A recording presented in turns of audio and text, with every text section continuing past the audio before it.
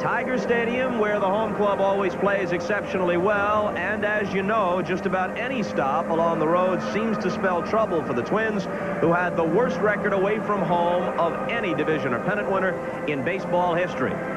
Hi, everybody. Bob Costas along with Tony Kubek. The Twins are flying high. They accomplished some significant things in the first couple of games. They beat the seemingly unhittable Doyle Alexander, considering the way he'd been throwing down the stretch for the Tigers. It was surprising what the Twins did to him. Then the next night, Jack Morris, who had never lost in his home state of Minnesota, is beaten by the Twins as well. If this Minnesota magic is to continue, they'll have to do it on the road today and do it with Les Straker, a rookie right-hander celebrating his 28th birthday today. He spent 10 years in the minors before the Twins gave him a chance. His record was 8-10. Opposing him, Walt Terrell, the veteran right-hander, 17-10, and he loves it here at Tiger Stadium. He's won 11 consecutive decisions at home. Infield back, they're going to try and prevent the big inning. Even can see the run on that little ground ball in the infield. They'd like to get out of this with one. Did he ball? Yes, he did. He balled. Sparky popped out of that dugout 6-7 steps, saw the ball as he started to go into his stretch and then stopped. Boy, Sparky was out, and Sparky said that late Lefty Phillips as a kid taught me that what you watch for in every ballgame is never take your eye off the pitcher. Sparky bolted out of the dugout. At least 3 umpires that I could see, arm went up and called the balk instantaneously, so the kid got rattled.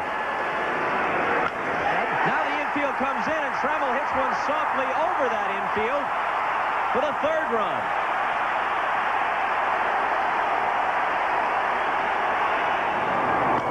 And this one is drilled. Fair ball. Extra bases. 1 run home. Let's see if Lemon makes it. Grandma says, come on. Gladden has trouble with it in the corner. It's a double for Herndon, and the Tigers are close to breaking it open.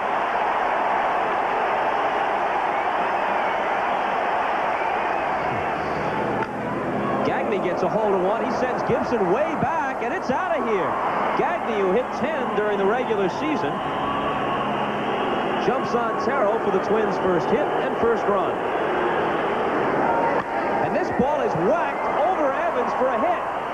Herbeck is waved home. They'll have runners at first and third. It's a 5-2 game, only 1 out. And Brunansky will become the tying run at the plate.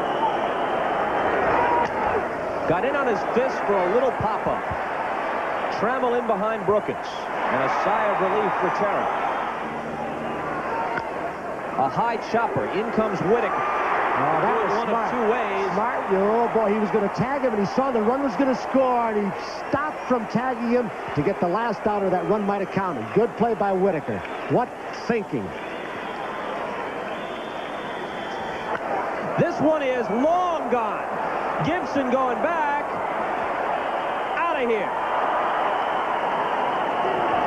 So Brunansky, who had had a difficult day on the bases and at the plate, brings the Twins to within 1. 5-4 in the 7th, swinging away, and this one is going to drop in for a hit. Davidson is on his way to 3rd. Lemon's throw is to 2nd. Runners at the corners, nobody out. There have been comebacks from larger deficits than this in World Series history, but in the history of League Championship Series play, and that just goes back to 1969, there has never been a lead larger than 4 runs overcome. One of those instances, of course, was last night when the Cardinals did it to the Giants. Terrell had a 5-run lead. Henneman is coming in as it's down to 1. It's hit to Brookins, but a tough chance. High throw. They got him. Drew Coble delays the call just to make sure that Noakes was able to hang on to the ball. And this one is popped wide of first. Down the line goes Evans into foul ground. Makes the catch. The runner tags and makes a beeline for 3rd, and they throw over there, allowing Gagne to move up to 2nd. Gagne with the bases loaded. He had 2 homers in the first game. He had a big double in the second game. He's 1 for 3 today. His last time up, he drove one around 400 feet, sending Lemon to the edge of the track in right center. He's got Eric King and Mark Thurman throwing now down there. And it's Henneman against Gaetti. That 1 run in. 2 runs in. And it's 6-5 Minnesota. On the 5th hit of the series for Gary Gaetti.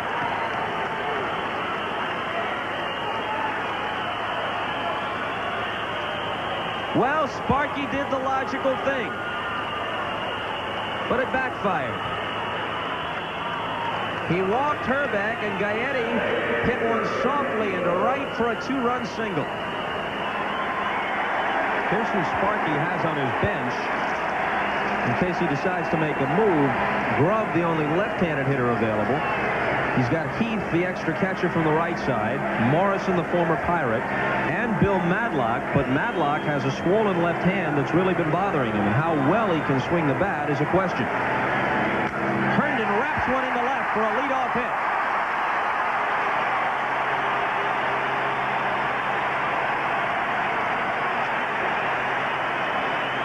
We're going to have a very strange pinch runner now. With the 24-man rosters, Jack Morris is going to come on to run for Larry Herndon, who's got a terribly bad knee. He's done this before.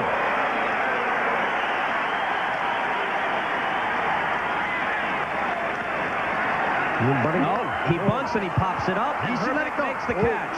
He had a double play right there. If Herbie could have thought, he thought of it, he lets that ball bounce, but he had a back pedal. He can short hop it, and he's got a double play, but it was a tough play. He did not know for sure he was going to get it, and he didn't know where Lombardozzi was. Something else about this ball, going over his head, he doesn't have it in front of him, as you just said, and if he does let it drop, it could have some crazy English on it and spin away into foul ground, so I think he probably made the right choice. Exactly. He couldn't get a position to smother that son of a gun. Years so ever on the ball. Sheridan drives one to deep right, way back, it's on its way, and the Tigers have the lead.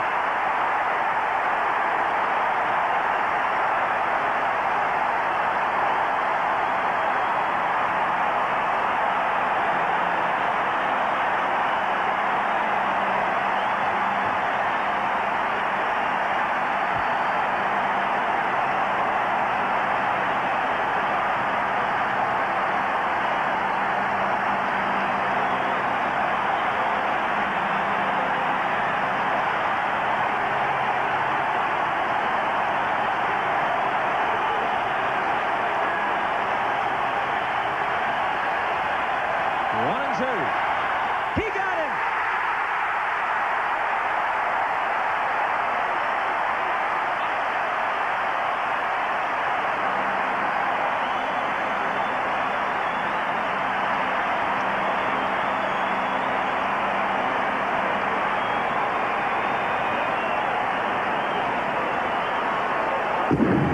The Tigers were on the critical list until Sheridan revived them, and so the NBC Miller Lite Player of the Game is Pat Sheridan. Miller Lite is happy to present a check for $1,000 in his name to the National Multiple Sclerosis Society. Whoa.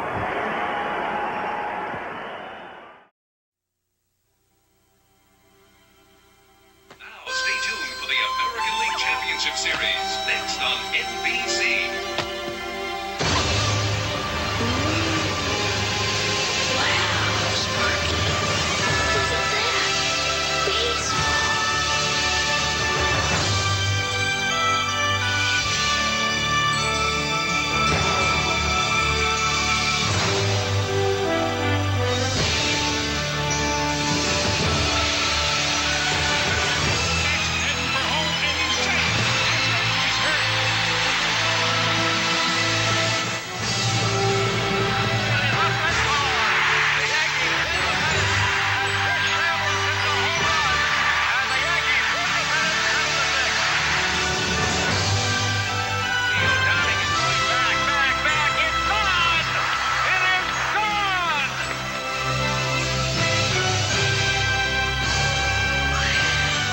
The tradition is here. The memories are waiting. Next.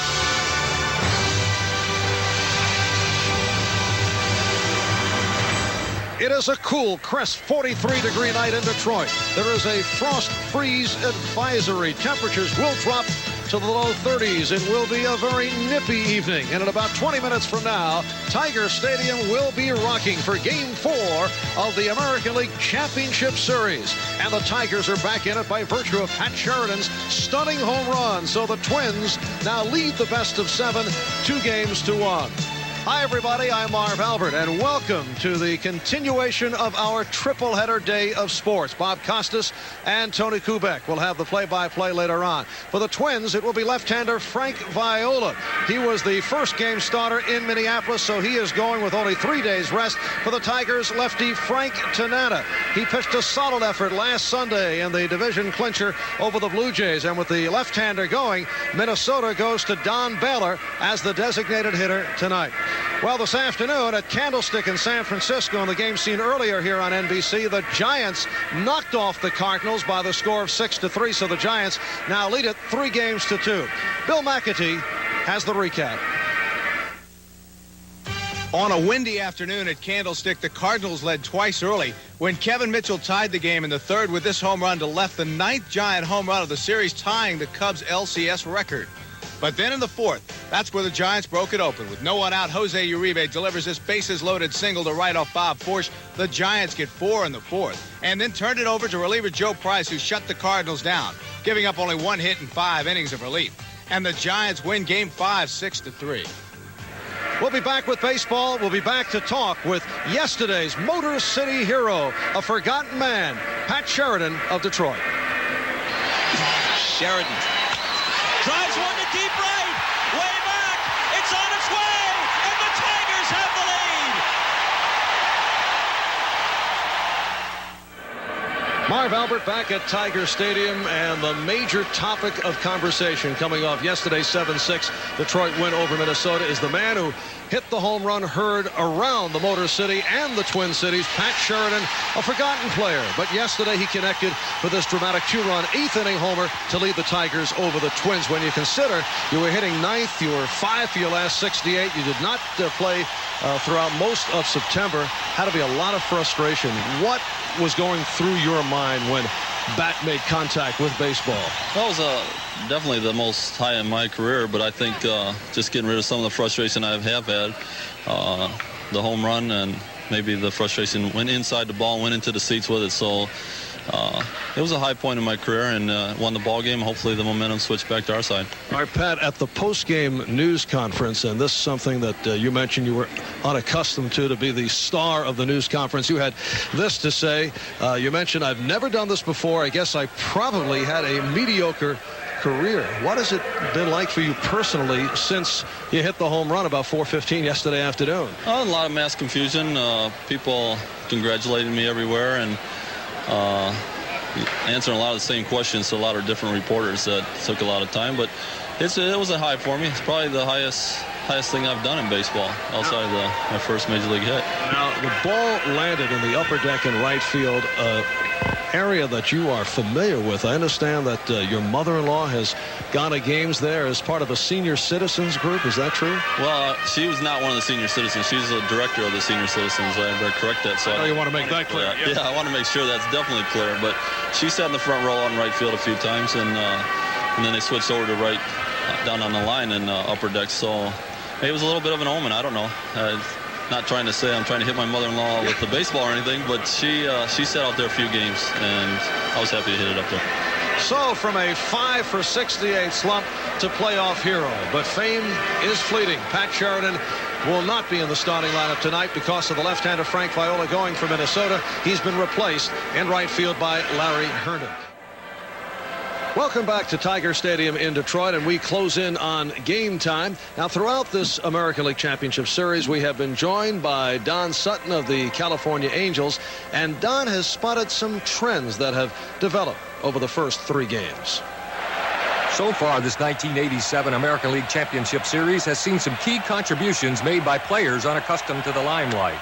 In Game 2, Tim Laudner, batting 9th in the Twins lineup and lugging a .191 batting average for the season, delivered the game-winning RBI with a ringing 2-run double off Jack Morris. And in Game 3, another 9th-place hitter, Pat Sheridan, revived the Tigers' hopes with his 2-run homer in the bottom of the 8th. As a pitcher in postseason play, I've stood out there and seen a lot of unknowns become well-knowns with just one swing at a hanging fastball. Which brings us to Jeff Reardon. In Game 1 at the Metrodome, Reardon blew away the Tigers with his 90-plus mile-an-hour fastball. But yesterday in Tiger Stadium, same Reardon, same fastball, but an entirely different story. There's no doubt the Tiger hitters are getting a better look at the Reardon fastball from the Tiger Stadium background than they were in the dim lighting of the Metrodome. This poses a big decision for Tom Kelly in how and when to use his ace. The Twins manager has already decided to bypass Joe Niekro today and bring back his left-hander Frank Viola on just 3 days rest. Viola was touched up for 5 runs in Game 1, including this Kirk Gibson homer. And in games started on 3 days rest in the 1987 season, Viola averaged less than 5 innings per start. If there's a Game 7, the Twins pitcher, Frank Viola, on 3 days rest again. Thus far, Jack Morris's sole contribution has been as a pinch runner scoring the tying run ahead of Pat Sheridan's game-winning homer yesterday. But I think before this league championship series is all over, we're going to see him giving hitters right turn signals at home plate, as well as come on back directions from foul home runs. And Jack Morris hoping to get another shot back at the Dome on Wednesday if there is a 6th game. And Don, what about the Twins? Was yesterday a killer loss, even though they're up 2-1? Well, Marv, maybe it's because the memory of our loss in Game 5 in the 1986 LCS is still fresh, that I saw some similarities in the Twins game yesterday and our loss that Sunday afternoon. You remember, we only needed 1 strike to go to the World Series. We didn't get it. The Red Sox rebounded. They beat us in that game, took the wind out of our sails. We couldn't pump them back up. All of a sudden, we lost Game 6, Game 7, and they went to the World Series. Well, yesterday, the Twins had a 5-0 deficit that they overcame, the biggest comeback in a single LCS game.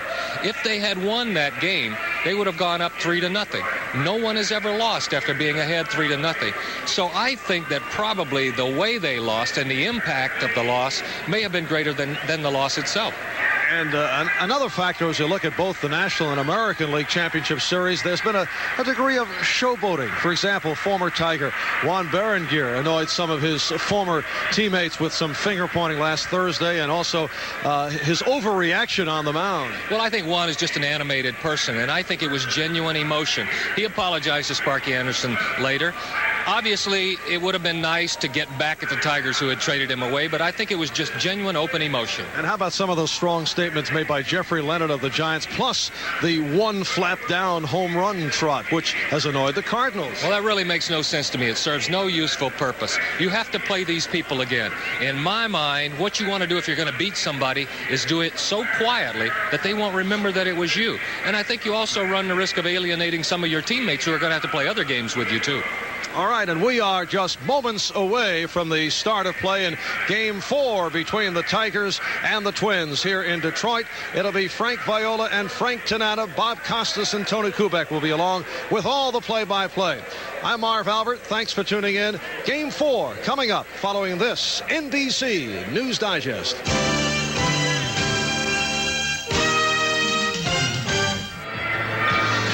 NBC Sports presents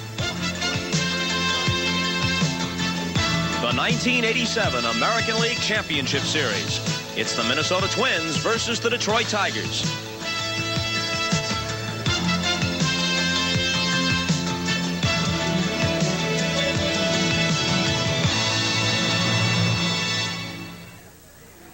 On a chilly night in the Motor City, a pair of left-handers are set to go. The veteran Frank Tanana for the Tigers. He was 15-10 this year. Frank Viola for the Twins, 17-10 during the regular season. Hi, everybody. Bob Costas with Tony Kubek. Welcome to Game 4. Tanana is well rested. It's been a week since his 1-0 masterpiece beat Jimmy Key in the Blue Jays and wrapped up the American League East. But the story for the Twins, Tom Kelly comes back with Viola on 3 days rest, bypassing Joe Niekro, who could have pitched this game. Viola worked on 3 days rest 3 times this year. On 2 of those 3 occasions, he was hit hard. The one time he did pitch well, Kelly took no chances with him and had him out of there before the 7th inning was over. Here is the Twins manager with Tony. All right, thank you, Bobby. Tom, is there any words that you can describe the pressure and the emotions of postseason play that you've gone through thus far?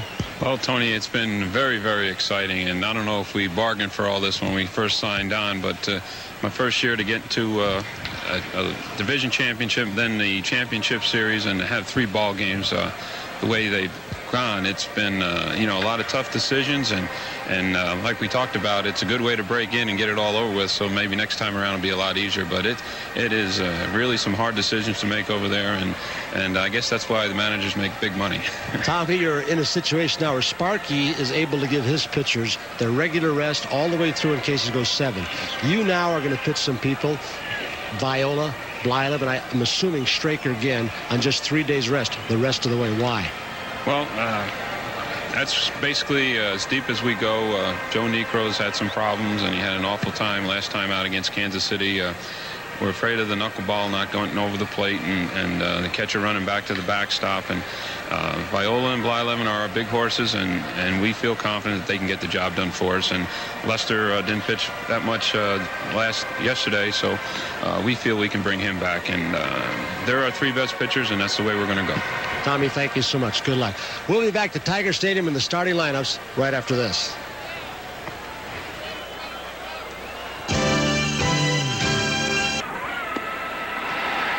If the weather holds right where it is, it'll certainly be bearable. But if it plummets down into the mid-30s, as they say it might, it's going to be a terribly difficult set of circumstances in which to play. 34-year-old Frank Tanana faces Gladden. Newman making his first appearance. Lombardozzi out. Puckett just 1 for 13. Gaetti, Baylor the DH. Brunansky, Herbeck, Gagne, and Laudner. First time that Herbeck in the slump through postseason play thus far has been out of the cleanup spot.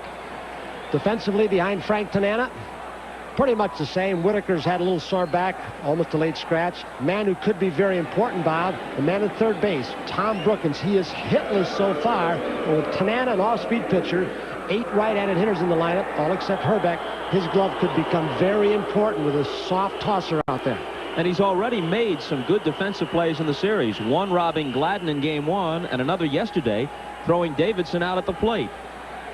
Here is Gladden. And that one floats in there. If you haven't seen Frank Tanana in a few years, the fireballer is now a finesse guy. He could hum it in the 90s when he came up to the Angels as a 19-year-old in 1973.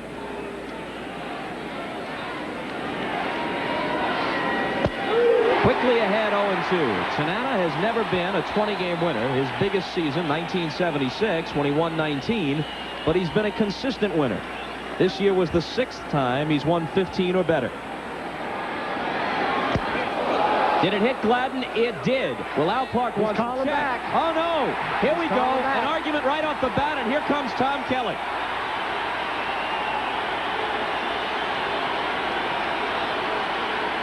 This is going to sound wild, Bob, but did I hear a little click in one of our field mics right down by the screen? Is that an impossibility? Like, it almost sounded like a batting helmet, something hard, unless somebody tapped it down by the screen. Gladden sprung out of the batter's box so quickly that you'd almost have to take his word, but Al Clark very close also may have felt it was a decoy. They're just asking Clark to ask another umpire. He does not have to. He said, I saw it myself. I don't need any help. No balls, 2 strikes was Gladden trying. Let's listen to this. See if we can hear a click. I don't know. Maybe it was my imagination. Didn't hear a thing. But he certainly is very confident the ball hit him. And the 1-2 pitch. Ow. That hit him for sure. And Gladden says, all right, justice has been done. I'll take one just to prove a point. Tanana, obviously, you talked about he is a soft tosser, trying to establish inside with a fastball. I had a chance to see the 162nd game of the year here in Detroit. Tanana threw a shutout against the Toronto Blue Jays. He struck out 9, Bob, and when I was charting the pitches, 8 of the strikeouts came with his fastball. He only got Garth Orge with a slow curve. So you think he is a junk baller, but he gets the fastball up there better than you think. Switch hitter Al Newman hit just .221 overall, but .319 right-handed. The former Expo drops a bunt. Tanana's play is to first, score at 1-4 with Whitaker covering, and Gladden is at second with 1 out.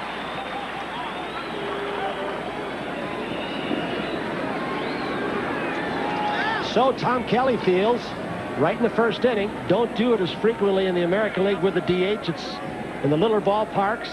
They're more big inning clubs as opposed to the National League, but apparently Kelly feels that Viola's going to give him a good outing, which is a little strange playing for 1 run this early because Reardon, Behringer, and Schatziner were worked pretty hard yesterday. He may need somebody to help out at the end for Viola. Puckett just 1 for 13 in the series. He had a big double in game 1. Quiet since then. You've got to watch Gladden off second base now. Off Tanana, tough to steal second because he's got a good move and a good delivery home. But Gladden may try and sneak into third. In the dirt and blocked by Heath. And that's the reason why. A lot of those slow curve balls, and if, like Randy Bush caught Jack Marsh, 1 look to home plate. Bush stole second and third 1 game already. On 2-1. 3 balls and a strike. Tanana, who will sink his fastball, come inside with a 4-seamer, changes speeds on the curve, and has an excellent straight change. After he hurt his arm after those big years with the Angels, he said, I had to start watching pitchers like Tommy John, Scotty McGregor, to learn how to pitch and use off-speed pitches. Gladden at second, 1 out. And this ball is hit down the right field line. Herndon racing over near the 325 sign, makes the catch in foul ground, and Gladden tags and moves on to third. Herndon playing on the bad knees. Didn't cover a whole lot of ground in a hurry, but he's got a little tricky corner with that concrete and padded out there. Now up steps Gaetti. Kelly's got him in the cleanup spot. And the numbers tell why. 3 of his 5 hits for extra bases. Interesting to see now with speed on third base and Gladden, and a very aggressive third base coach and base runner. If Tanana, he's going to pitch from the windup, which will give him a longer lead in case he bounces a curveball. He's winding up. And he starts him with a strike. That third base coach is Rick Rennick. Wayne Terwilliger at first. Rennick over from Montreal. He's one of the men, along with Bob Gebhardt, scouting the San Francisco Cardinals series. They got Reardon here. Their recommendation that got Reardon with his ball club. The 1-2 pitch is hit into shallow left. Trammell back. Gibson in. Allen wants it. And they're out of the inning.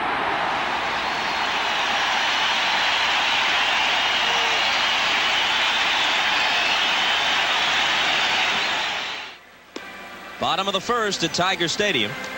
And Sparky Anderson lines him up this way. Whitaker, Morrison rather than Madlock, who's still nursing the sore left hand. Gibson, Trammell, Herndon, who's been a very effective hitter in this series. Lemon, Evans, Brookins, and Heath. One of the most solid defenses in the American League.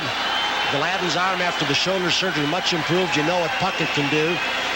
Newman adds a lot of speed to the lineup. You know, the 24-man rosters these days. He's played short over 50 games, second base over 40 games. He played third 12 games when Gaetti was hurt. He even played the outfield. Plus, from the right side, he's hitting over 300 and got over 400 on base average. Frank Viola was 17-10 during the regular season. His ERA of 2.90 was second in the league to Jimmy Key of Toronto, who was at 2.76. And his home and road record pretty well paralleling that of his team. Although, as you see by the ERA, he pitched pretty well, whether it was at the Metrodome or away. 3 starts on 3 days rest. 1-1 with a no decision. Normally, if he were to pitch a complete game, he'd throw between 120 and 130 pitches. In the first game of this series last Wednesday, he threw 95 pitches in 7 innings plus. Pitching on 3 days rest of the American League, a little tougher, of course, than in the National League. Remember, you're pitching to 9 hitters, and if you add those extra at-bats in the American League, for a pitcher like him, it could add up to more, almost 4 more complete ball games. And ball 1 to Whitaker, who's 3 for 11 in the series with 3 walks. They did not like what Tanana did to Gladden. Tanana did it twice. Gaetti in close at third, and Whitaker was pulling away as that one dropped in for a strike.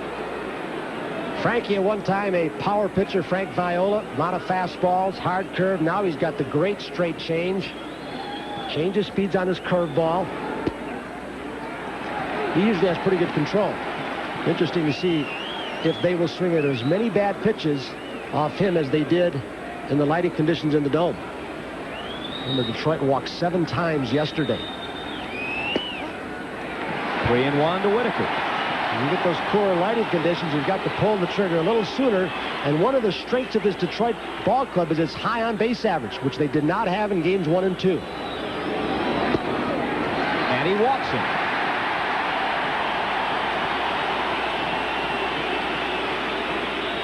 So Whitaker has done the leadoff man's job. He's been to the plate 15 times in the series, and he's reached base 7 with 3 hits and 4 walks. He has a bad instep. The last 5 innings yesterday, his back was killing him. Talking about Whitaker, Sparky had to wait right till the last before he announced his lineup to see if Lou could make it. For a bunch of treatments, he said the back loosened up, so he started. Here's Morrison, who came over from the Pirates during the season. Change floats in there for a strike. Now that Morrison is at the plate, Sparky has used all of his non-pitchers in the series. Had him out in front, 0-2. Some felt Viola didn't throw enough curveballs in the first game. He had the good fastball, especially early, and the straight change, which is perhaps his most effective pitch. But maybe he didn't mix in enough curves. Well, he's the kind of pitcher can go through the lineup once or twice and maybe power you, and then he's got to start showing the other stuff. Sooner or later, he's got to use all his pitches, as you said. There's the changeup. He's thrown a couple. Does look almost like a half screwball effect, running away from right-handed hitters. 2 balls and 2 strikes to Morrison. In that first game, Viola lasted 7 innings plus 2 hitters in the 8th. Gave up 9 hits, 5 earned runs, and had a no decision as the Twins rallied to win after he left. You know, if the Tigers don't win this game, they've got all but an impossible task. Not because they would have to win 3 in a row, but because they would have to win 2 of those 3 in Minnesota. So this, and Sparky says, we don't win this, we're not only in big trouble, we probably cannot win it. On the other hand, if they do win it and even the series, Sparky's got his pitching in much better shape than Tom Kelly does. Not because he's outmaneuvered Kelly, but simply because he has greater depth than his starters. Kelly almost has no choice. He's really only 2 deep, Viola and Blyleven. Swing and a miss, strike 3. Oh, he had a choice. He could have started Joe Niekro today, as Don Sutton said, and gotten Viola and the rest of the crew, Blyleven, back on their 4 days rest. What Tom Kelly thought about was, though, because this is a night game, he said he's got 3 days rest and 6 hours. And he really said this. If it would have been a day game today, I might not have started. He had those extra hours, he felt. There's Joe Niekro, who says his shoulder's just fine. He could pitch. Now, does 6 hours make that much difference? Tom Kelly seemed to think so. If he took a very long nap. Gibson's 2 for 13 with a homer and 6 strikeouts. Ball 1. Just to clarify the point, yeah, Kelly had a choice, but he has really only 2 effective starters, Viola, Blyleven. Sparky's got 4. In Alexander, Morris, Terrell, and Tanana. He jammed him, a little pop-up, and Gaetti will take it.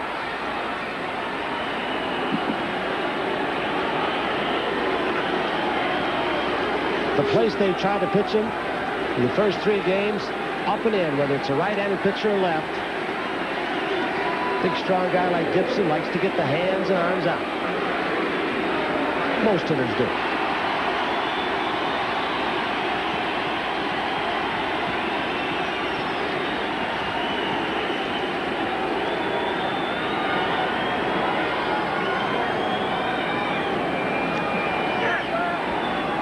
He purposely turned his back to the camera before venting his anger. He's wise to our game after he got in close on him in game 2.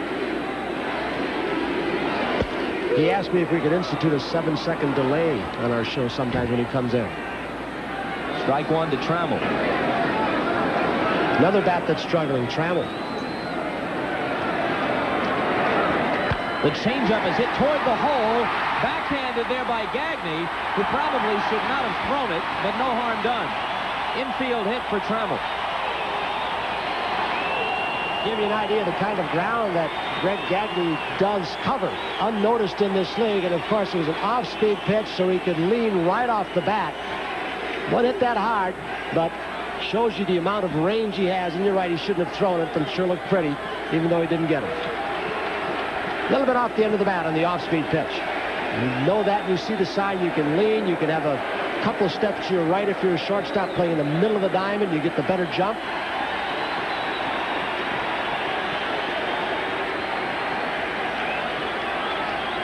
But with all the chances you handle at shortstop, 18 is not a terribly high error total.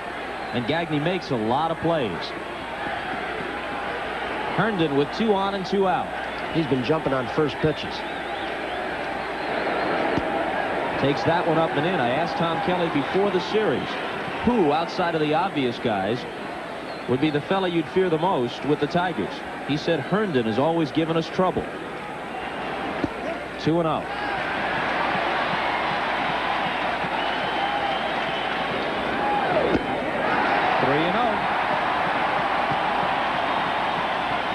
Just starting to overthrow just a little bit.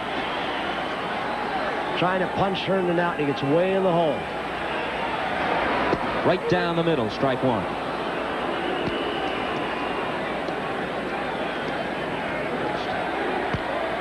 Full count, and they'll be off on this one. There go the runners. Here comes the pitch, and they're loaded for Lemon.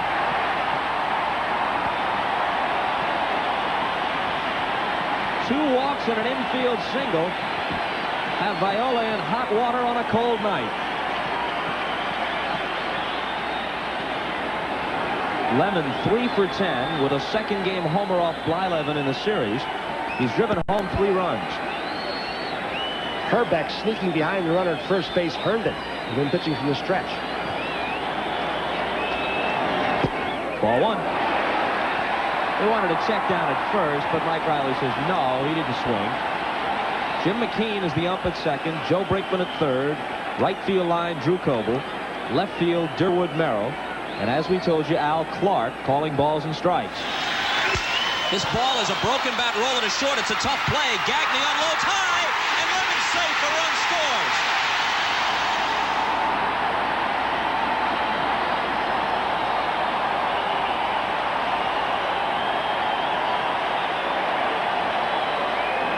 Chet Lemon has been questioned as to why he dives into first base, because it doesn't seem as fast. You see right now a time when it works. If he comes in standing up, Herbeck slaps a tag on him. Maybe this way he can't come down and tag him. He was playing deeply. The ball squirts out of his glove. It's a little bit of a wet turf and cold, and the ball squirted out of his hands. It would have been close either way. They rule it E6. Ooh, that was a tough air to give. Wow. Here's Evans with the bases still loaded. Nearly hit by the pitch. Without hitting the ball out of the infield, the Tigers have a run. Do you think the barrel of the bat may have fooled Gaetti and he didn't get a good job? We've talked during the series how agile Gaetti is. Goes better to his right.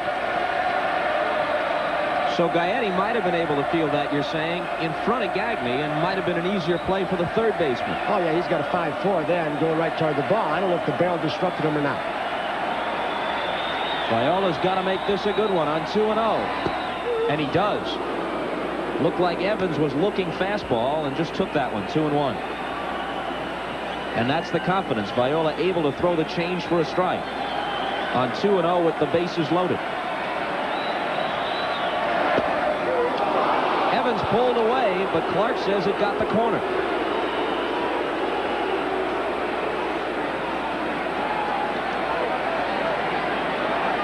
It's interesting that you said some of Viola's pitches seem to have almost too much movement. That's what you would expect if a guy had extra rest, not short rest. His 2-2 pitch. Full count.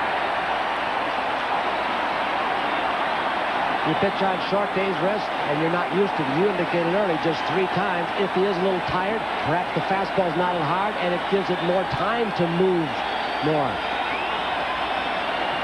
And, of course, you're pitching in a different rhythm when you're on 3 days rest as opposed to the regular 4. So right now he's struggling. And the payoff is hit softly, but Gagne is there to make the catch. He threw him a change on 3-2. And Gagne records the final putout, but his error allows an unearned run. Baylor, Brunansky, and Herbeck in the Minnesota second.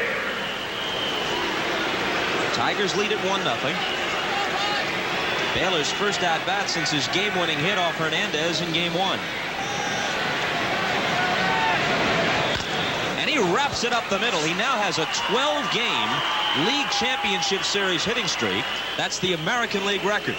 In the National League, Pete Rose with the Reds and then the Phillies hit safely in 15 straight playoff games.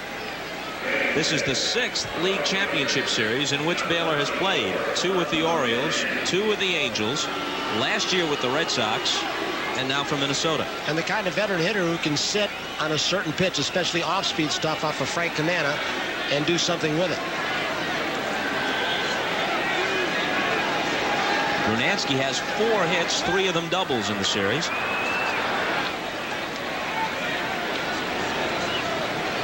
And the other a home run.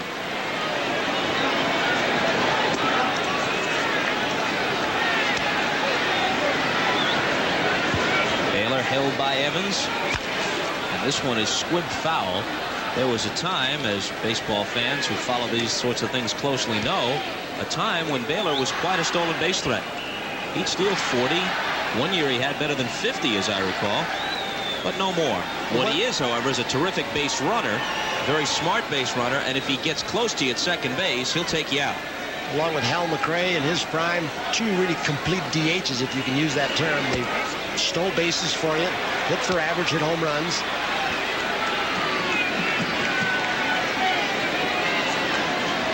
The tendency for hitters right-handed against Tanana is to try and lean over the plate. Some even creep on the plate to take the outside corner away. But Tanana, after he worked out the mechanical problem with Billy Muffet, the pitching coach, has been able to get the fastball inside better over his last few starts.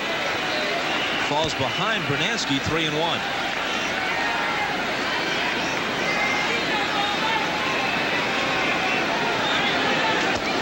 He walks him.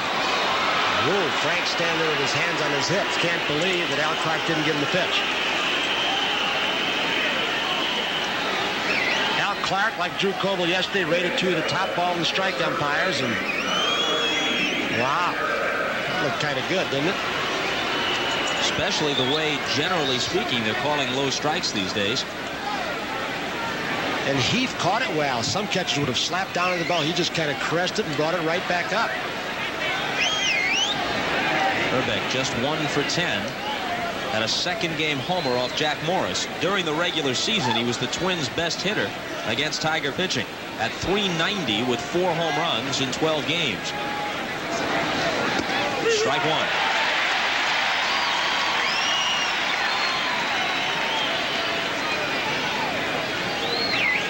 Frank Tanana is not just fastball changeup.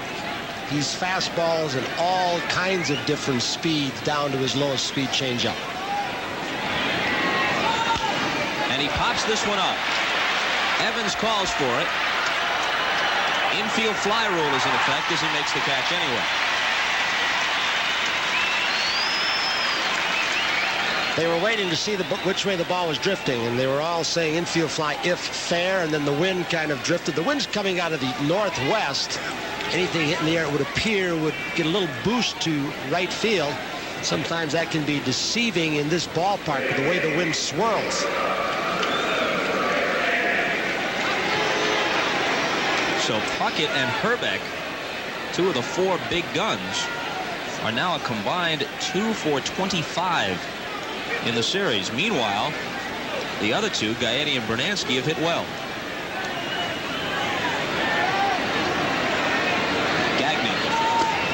Takes a ball. Baylor at second. Brunansky at first. And the 3-1 pitch is drilled to left, but Gibson is there. He fires towards second. No. Baylor gets back in time. Rennick ran on Gibson's arm, Kirk Gibson's arm in Minnesota on a relay in the left field corner. Baylor looked like he was going too far, but then was able to get back. Looked like Gibson may have been battling some lights there, too. Ball hooked very hard and sunk.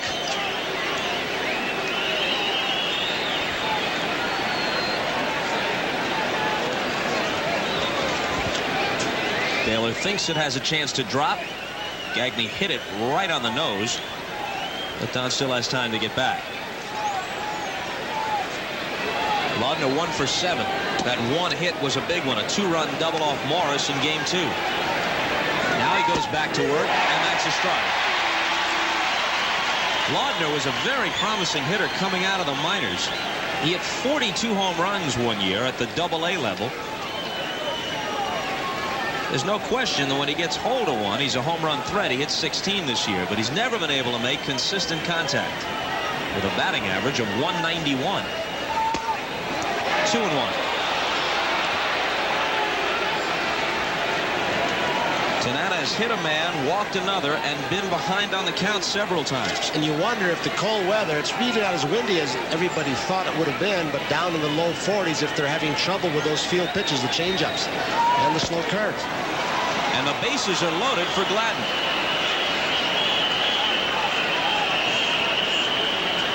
Who's already had a lot of big hits in this series.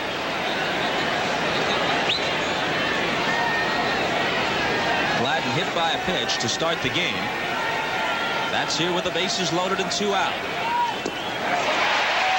Strike 1 to him.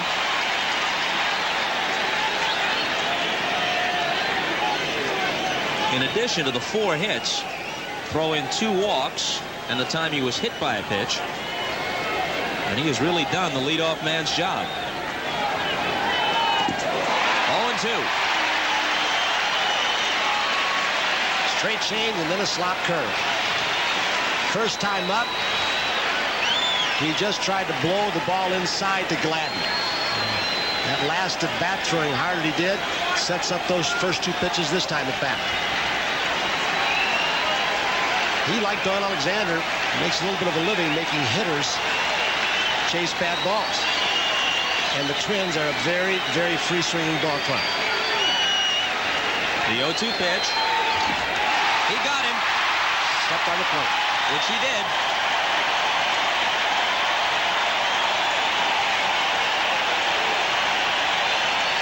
So they leave the bases loaded. Baylor opened the inning with a hit, but couldn't advance past third, and we'll be back. Mr. Monahan in his box, and what does he order? Naturally, did Henry Ford drive a Chevrolet? A Domino's pizza, please, for Mr. Monahan.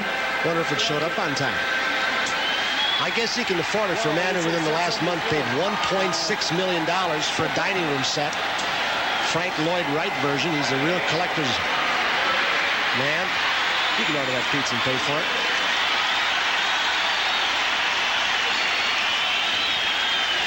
Beta pinching at Tom Brookins early.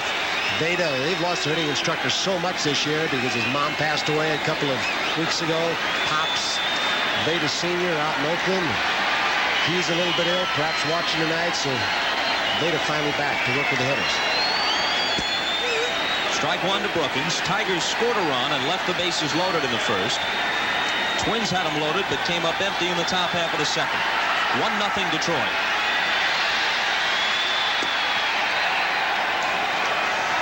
Well, Dick Sucks, I'm certain, the pitching coach, got there and talked a few things over Viola. Now he's down in the strike zone. He's over-adjusted just a little bit. He pops this one up, looks playable.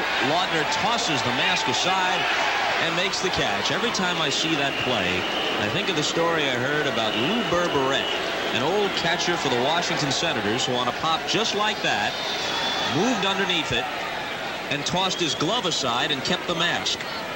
Did he catch it? Yeah, in the mask. I set you up 3 straight games now.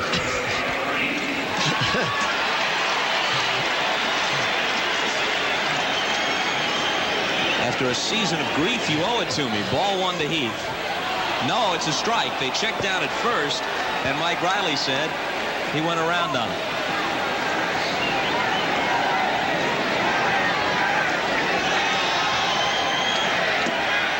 There goes the bat, but the ball's in Laudner's glove.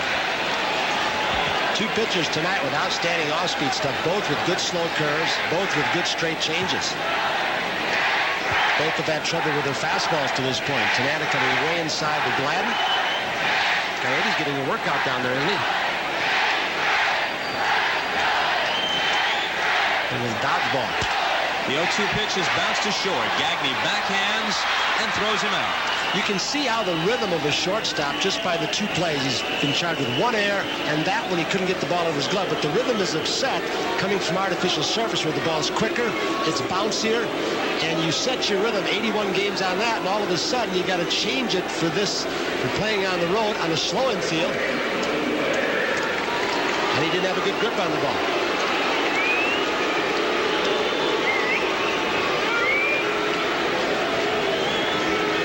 Temperature at game time, 44 degrees, but not much wind. That's a ball. It was a whole lot colder here on the final weekend of the regular season than it feels right now. But they predicted that the temperatures would really dive as the night moved along. A good fastball hitter, Lou Whitaker. Started him out with two breaking balls. And fell behind 2-0. There's a swing and a miss, 2-1.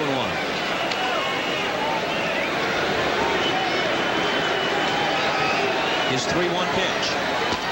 Got him out in front.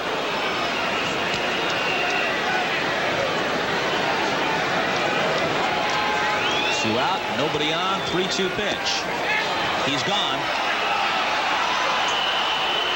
That's the second strikeout for Viola. And after a rocky first, he sets him down in order the next time. We'll be right back after these messages from your local station. Every once in a while, it's the little guys who grab the attention in a sport in which they should be overshadowed. 5'7" Spud Webb was the spark plug today in the Hawks win against the Celtics, and it's 5'8" Kirby Puckett who was suddenly turned into the home run king of Major League Baseball. Well, maybe the ball is livelier this year, but as Larry Burnett tells us, that is not Puckett's rationale. And the hitter can adjust. When you think of the premier power hitters in Major League Baseball, the name of Kirby Puckett doesn't quickly come to mind. Not until this year, that is. In his first two seasons with the Twins, the 25-year-old outfielder hit a grand total of 4 home runs in 1,200-plus at-bats. This year, however, he has an amazing total of 11 round-trippers in just 109 at-bats.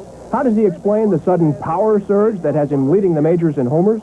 I'm just putting a good swing on the ball. I'm not doing anything different than I did from last year, except I'm staying back on the ball now. Last year, you know, at this time, I hit a lot of balls to second base and first base because I was out in front of the ball. So Tony Oliva working me in spring training on pulling the ball and staying back a lot, and it's paying off for me right now. The fact that Puckett is having such a great start shouldn't come as a complete surprise. After all, back in 1984, he tied a record by getting 4 hits in his first Major League game. He also batted .296 as a rookie, so it's always been apparent that he has great talent. Right now, his .376 average and 22 RBIs place him among the American League leaders, but he claims the opposing pitchers aren't giving him special attention. They're pitching me the same way that they would pitch me. They still throw me a lot of breaking balls, except I think it might be in the back of their minds that they're hanging a lot of pitches now, you know, and when they hang pitches, I seem to be putting a good swing on it and getting it up in the air, and it seems to be going out the ballpark for me. As a rookie, Kirby led the American League outfielders with 16 assists. Last year, he led the league in at-bats with 691. Despite his track record, individual numbers don't motivate the Minnesota Fireplugs. No, I never set goals for myself in any department. All I try to do just go out and just play hard, because I figure statistics will take care of themselves, and at the end of October when the season's all over. So I'm not much of a statistic, man. I just only statistic I'm worried about is winning. That's all I want the team to do is win.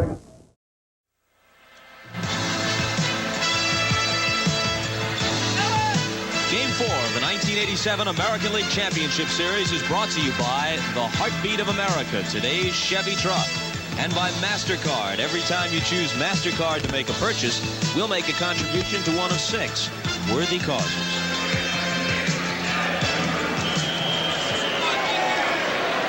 the Twins try and advance their cause in the third. They'll send up Newman, Puckett, and Gaetti. Looks like a sellout tonight. Surprisingly, yesterday they had about 3,000 tickets left. The scalpers didn't do too well. They were giving them away, and then they were throwing them away. Brookins in close at third.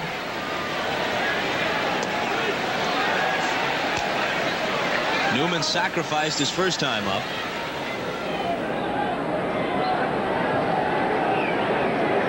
One pitch to him. Popped it up. Brookins and Trammell on the left side, and Tom has it. The way these two pitchers are going so far, even though their control's been a little bit off, there have been a lot of balls that off the end of the bat. We've seen two bats fly apart already. End of the bat on the fist. Don't use the middle 10 inches of the plate. When Tanana's been missing, he's been missing way out of the strike zone, not down the middle of the plate. But when they've had their chances, the Twins haven't come through against them. They're 0 for 5 with men in scoring position already tonight. Puckett hits one to deep left on the first pitch, and Gibson watches it leave, so Kirby breaks loose.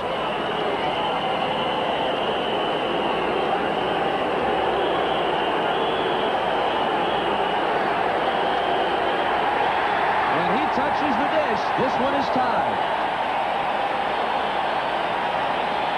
He's been hitting a lot the opposite field. Even when he got some changeups, he gets a curveball, looked like it was down and in, and to show you how strong Kirby Puckett is, looked like almost all the weight was on the front foot, but he held the bat back and just hit it very smoothly and easily. It was a breaking ball. You can see the left knee and leg cock to generate more power, help him pull the ball, and, well, he's strong.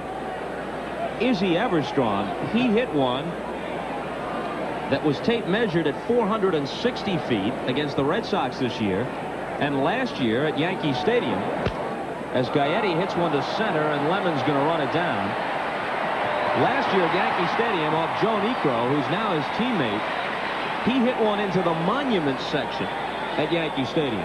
Wes Gardner of the Red Sox remembers the 460 home run. Threw a couple of high fastballs. He got by him, and he tried to do it again. He's the spark that makes it go. And if he's hitting when Herbeck's in the cleanup spot, they have to pitch better to Herbeck if he's on base all the time.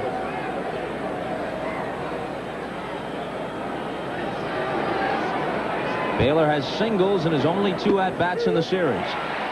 Last year in the playoffs for the Red Sox against the Angels, he hit .346, and he had a big 9th inning home run in Game 5 off Mike Witt. People forget that's what set the stage for Dave Henderson. Got him. Well, that's no surprise. Tucked his shoulder right into it. Tanana can't believe it. I'm sure he's muttering to himself. He's seen it so many times. Why don't we just enforce the rule that's in the book? You've got to make an attempt to get out of the way.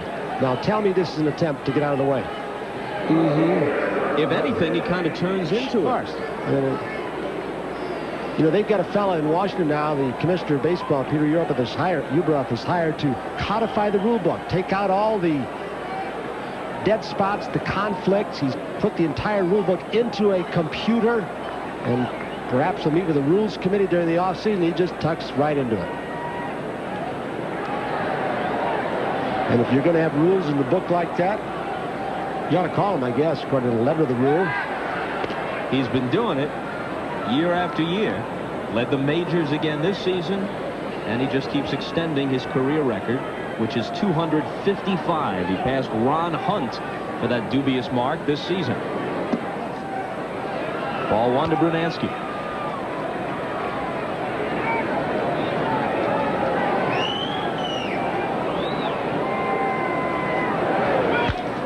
A smash to third, but Brookins is in front of it. Goes for the force to Whitaker. But the solo homer by Kirby Puckett has evened the issue as we head for the last half of the third.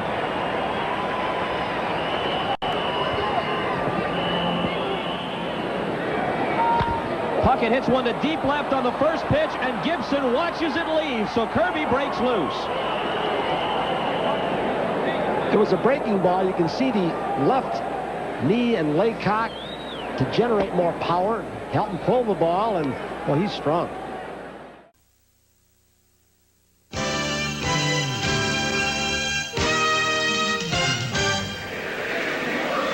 Few players are regarded with greater affection than Kirby Puckett by teammates and fans alike.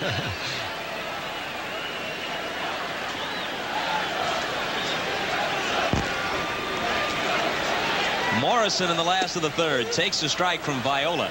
There have now been 11 homers hit in this series, 6 by the Twins, 5 by the Tigers. The League Championship Series record is 13 in the 7-game set between the Red Sox and Angels last year. Gaetti comes in, tricky hop, he unloads and gets Morrison. Now that's the American League record. Interestingly, the National League record is also 13, and both of those occurred in 4-game series back when it was a best 3 of 5. In 71, the Giants and Pirates combined for 13 homers. Bob Robertson of Pittsburgh hit 3 of them in 1 game. And in 78, when the Dodgers beat the Phillies in 4, there were 13 homers hit. 8 of those home runs have come with nobody on base in this series so far.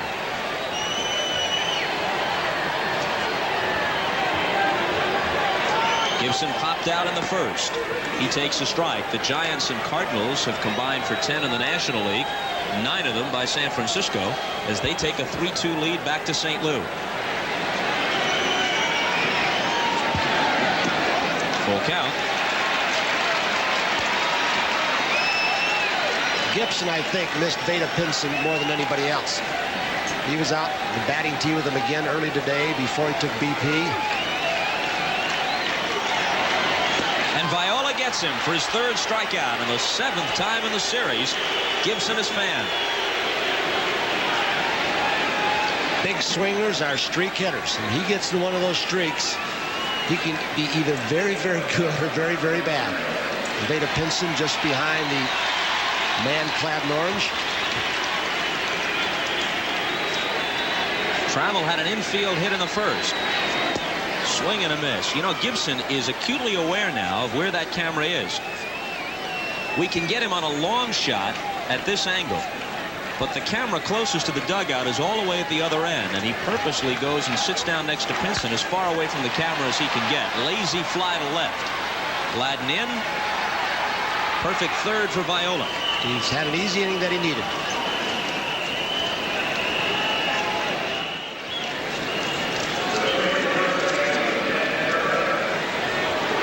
Herbeck, Gagne, and Laudner, the bottom of the order in the top of the 4th. Ball 1. Tomorrow at 3 Eastern Time, Doyle Alexander for the Tigers. Bert Blyleven, we expect, for the Twins. In the air to left. Gibson barely has to move. And Herbeck is 1 for 12 in the series. I guess it's possible if the Twins win tonight that Tom Kelly could pitch Niekro tomorrow and figure well. Then I'll have Blyleven fully rested for Game 6. At this point, he hasn't let on anybody. There's Les Straker, who pitched one of the games. Their 3rd starter struggled yesterday, but at this point, he hasn't let on. He keeps saying Blyleven, Blyleven. Then he continues to say, why are they bugging me? I'm not going to change. He's finding out the media won't let him up. Gagne lined hard to left his first time up. A changeup is hit in the air to left. Gibson starts back to the track, to the wall. It's gone.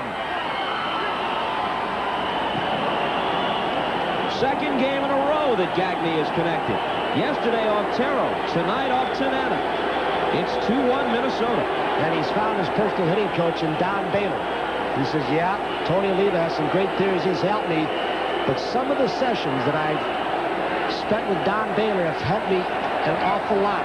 Extra hitting practice yesterday, the day before the off day, looked like he had a pretty good pitch. Changeup was down. He kept the bat back just like Kirby Puckett did. Not unusual for this pitching staff for Detroit to give up home runs, though. And he gets back the run. His error allowed. Here's Laudner.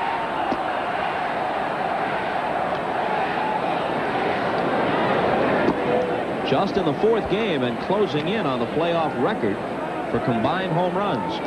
7 for the Twins now, 5 for Detroit. 9 with nobody aboard, which is typical of good pitchers who get hit by home runs, where there's Robin Roberts, Bert Blyleven this year, 34 solo home runs. Morris usually does it that way. Here it is, hit it.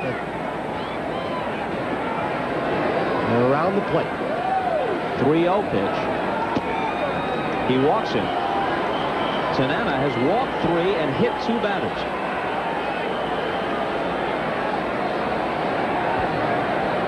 And he just a short conference halfway out, but that may start the bullpen going for Sparky Anderson. As he indicated before the ball game, if we don't win this baby, it may be impossible to win 2 in Minnesota. We'll see what happens in the later innings. Petrie's getting up.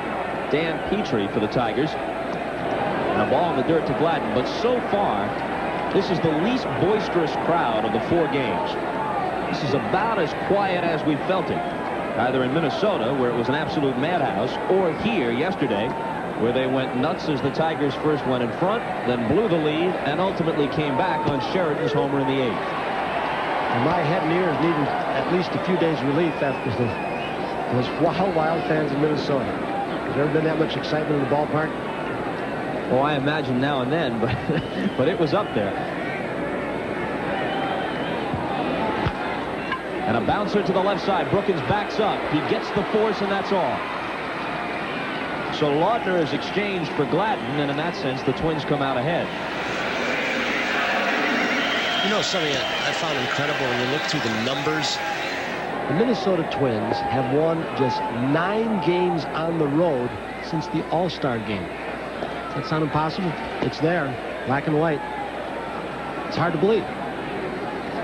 They played a game under 500 after the break, but of course 5 of those losses, all on the road, came in succession after they had clinched the division and had nothing to play for. Good spot for Gladden to run. Get in scoring position for Newman, and if he's thrown out, you get Newman, who has speed to lead off the next inning. Not going. Check swing bouncer to Brookins. That'll do it. But Gagney's homer has given the Twins the lead. And we go to the last half of the 4th at Tiger Stadium. The 1-1 pitch. A changeup is hit in the air to left. Gibson starts back to the track, to the wall. It's gone.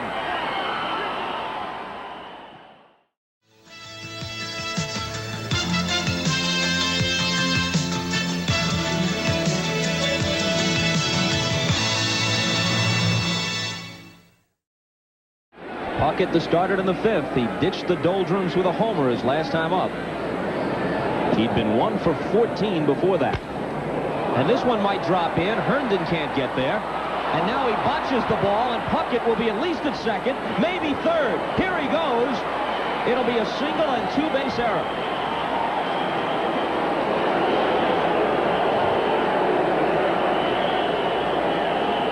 I don't think I've ever seen a base runner cut the bases as sharply as Kirby Puckett. I mean, he just squared him off, so it gets hung up a little bit in the mush, and with the bad knees, that is the turf that is torn out after the celebration. Another big patch after the Sunday clincher. There are some guys maybe faster than he is, but he really turned it on and wasted little ground rounding the bag out in short right and short left. The Tigers play the infield back for Gaetti. And this ball will get a run home. Puckett back to tag. Gibson in the gap. Makes the catch. There's no play. Kirby cruises home. It's 3-1.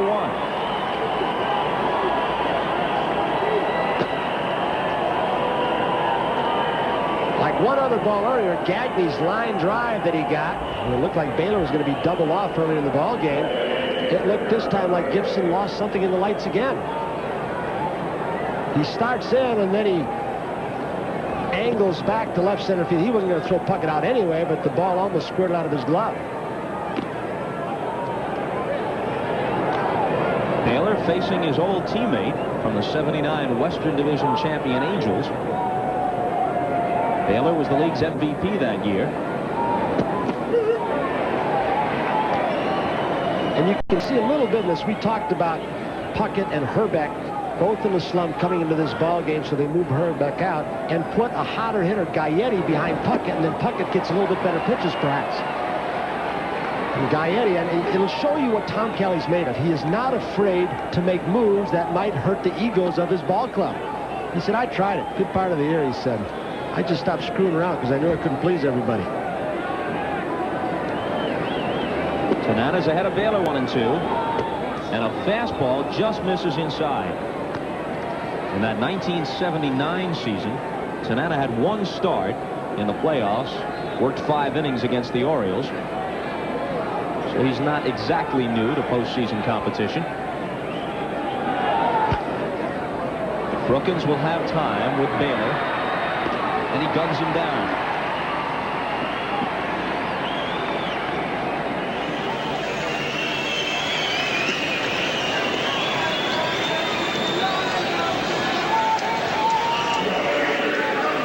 Remember the opening of the season, Sparky Anderson had Darnell Coles at third base off a big year last year. Coles.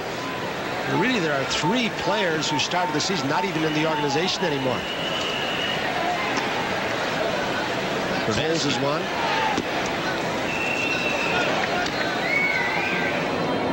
Terry Harper started left field for this ball club. He's gone. Rolando Mercado, one of the catchers. 1-0. 2-0.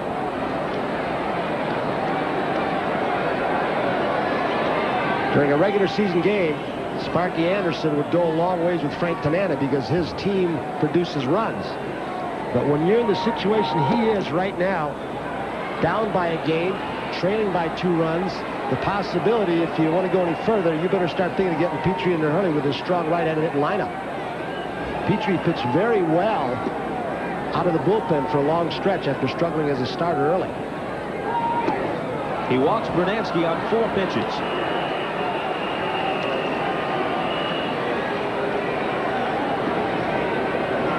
The other hand, Sparky knows is bullpen has caused a lot of conflagrations. Plus trouble. Mm-hmm. You wonder about the playing backgrounds of the 2 managers. Sparky spent 1 year in the majors. That's a strike to Herbeck. He committed himself. He hit .218 with the 1958 Phillies. And Kelly was up with the Twins for a cup of coffee in '75. Career minor leaguers who went on to become good managers.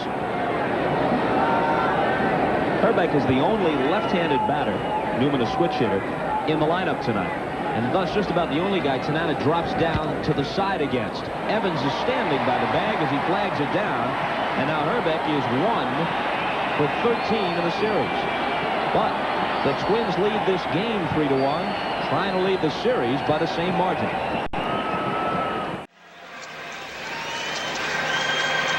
Last half of the 5th inning. Viola has retired 10 in a row. The only run against him was unearned on 2 walks, an infield single, and a Gagne error. And he's got a 3-1 lead as Brookins starts it in the last half of the 5th. Here's Gladden in left. 1 out. Jumping on the first pitch like that, you know it was a good one. He's just trying to get ahead. You're giving him more and more of a chance to have easy innings. Now it's Heath, who's 2 for 6 in the series. Those 2 hits were off Viola, a homer and a single in game 1. 11 in a row set down by Frank Viola. Might have been 12 if not for the error. Toward the hole, but to his left is Gaetti. He made only 11 errors this season, in addition to all the spectacular plays that might earn him a 2nd consecutive Gold Glove. And it'll change a pitcher's pattern to have this kind of defense behind you. You don't feel you've got to strike everybody out. You can turn the ball over as he just did again. Get the ground balls when you have confidence in the Gaettis, the Gagnes, Herbeck's glove, and either Lombardo's or Newman. They're both good fielders. You get the ball in the air here, you've got Kirby Puckett to run it down. Very underrated defense, this Minnesota Twins. As we've mentioned, they made the fewest errors in the league this year at 98. The Tigers were kind of in the middle of the pack. They booted 122. Thought about a bunt, takes it up and in. I don't think there's any question. Overall defense, if Tony Fernandez is healthy, is the Toronto Blue Jays with their team speed and their throwing arms. Minnesota Twins might rank second to them because they cover a lot of ground also. Some teams may make fewer errors than those two, but they're kind of lumbering people that don't get to many baseballs. And that's a strike. Come on back. We have seen that in both the National and American League Series repeatedly. At the knees and right over the heart of the plate. And Laudner gave it a little lift up, about 3-4 inches. And now he's got the walk. String of 12 consecutively is broken. You know, we keep talking, I guess we're belaboring it at this point. The pitching on 3 days rest. After the first shaky inning where he walked two, Viola's in a groove now where they can't get any of the good part of the bat on the ball at all. He's just had excellent stuff since he's got the strike zone down now. He is very strong. He now has over 250 innings pitched for the season, but he's always been somewhat of a horse. And maybe better now than a couple of years ago when everything he tried to throw was hard, where he had to just generate all his energy and stuff where he might have gotten worn down. And now he's in a groove where he's just saying, here it is. And he's got such good sinking action. Morrison hits one hard and through. That's their first clean hit. Whitaker stops at second. The tying runs are aboard. It's one of the few pitches he's gotten up in the strike zone in a couple of innings, unless he wanted to throw it upstairs.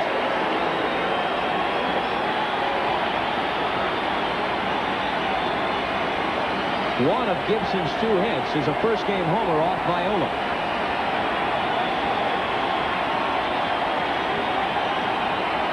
This will be Frank's 79th pitch. We're in the 5th. Tiger Stadium has come alive. Notice he didn't get Gibson one of those sinking fastballs down low in the strike zone because he's a good low ball hitter. He went with a little more heat and tried to keep it belt high or above. 1-1. Look out.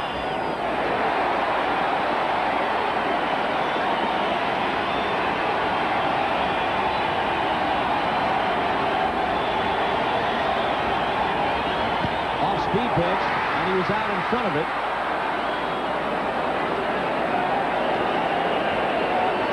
Gibson swinging at some bad pitches, isn't he? That ball almost would have hit him if he hadn't gone after it. No way he could have put that in play in third territory high. As long as he keeps swinging at which he did in the first 2 games, they're going to keep throwing it to him. A big, strong guy like this wants to get himself out. He's doing you a favor. This isn't hit well, but it might be in there. Newman dives, he can't get it. And worst of all for the Twins, it bounces away. So they have no play anywhere. Whitaker scores. Morrison goes to third. Newman had a chance to keep that ball in the infield, not to make a play on Gibson, but to smother it so that the bases would be loaded. The ball really fooled him off the bat. It was right where Viola wanted it. He shattered Gibson's bat, but it had a very severe English that kept spinning, and the ball kept going away from Newman. And then it squibbed in the ground and got by him. Watch the pitches, right where he wants it. Out of the strike zone, up. Hits it up on the trademark, and Newman was frozen by it. It almost started like it was right at him, and then it kept curving away.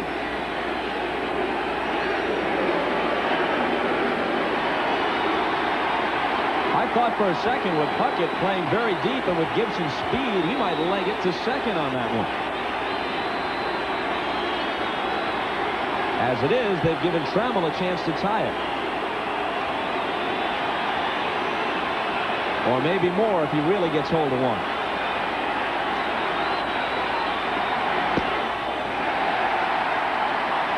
These are the situations in Viola's past with a base hit like that, a little scribble when he made the perfect pitch that would rattle him. And you could see just that first pitch. He tried to overthrow again and is out of the strike zone. That's where Laudner can come in to help him to cool him down.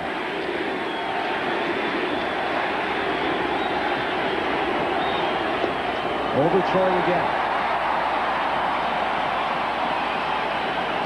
2-0 with Herndon waiting next. In the dirt. 3-0.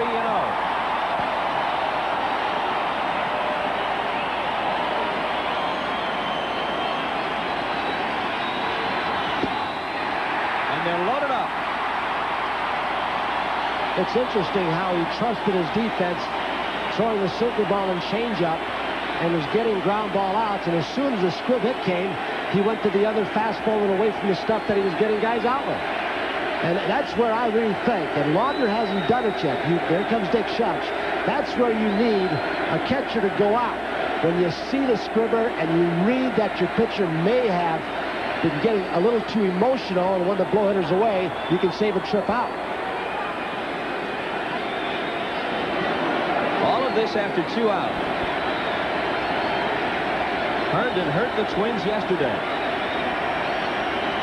4 walks given up by Viola. Larry had a 2-run double and a single ahead of Sheridan's homer. Foul back.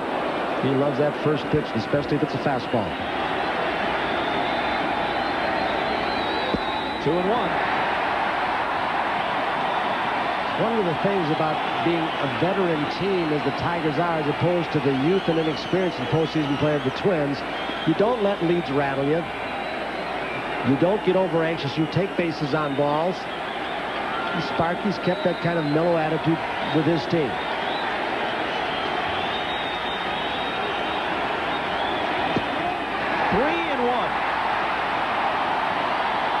Tanana coming down and said a couple things. Asked Al Clark where it was, outside or low, and Clark went to his left knee. Viola did, and Clark said below the knees, and he pointed. Had the outside corner, but too low.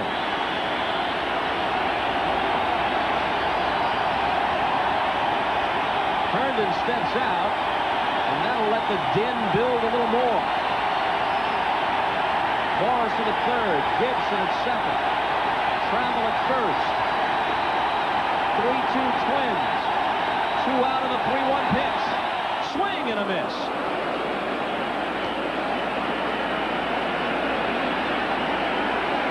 Now, of course, everybody takes off. Trammell runs well. He might score all the way from first if Herndon delivers an extra base hit. Morrison at third won't leave too soon. He doesn't want to get in the vision or disrupt Morrison, or rather Herndon's concentration.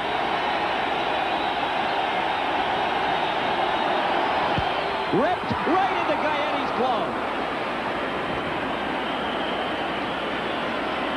That ball was scorched.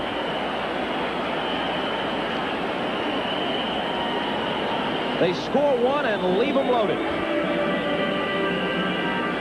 The first game, we talked about Gaetti's great range to his right, which enabled him to play well off the foul line. Well, he gets a bullet hit right at him. Look at the space between Gaetti's right shoulder and the foul line. A lot of guys might have played closer. It might have sneaked through. What a weird inning that was. Gibson barely gets one to the outfield grass, a squibber, and there's a bullet, and it's an out. Gagne has hit the ball hard twice, lining to left and homering.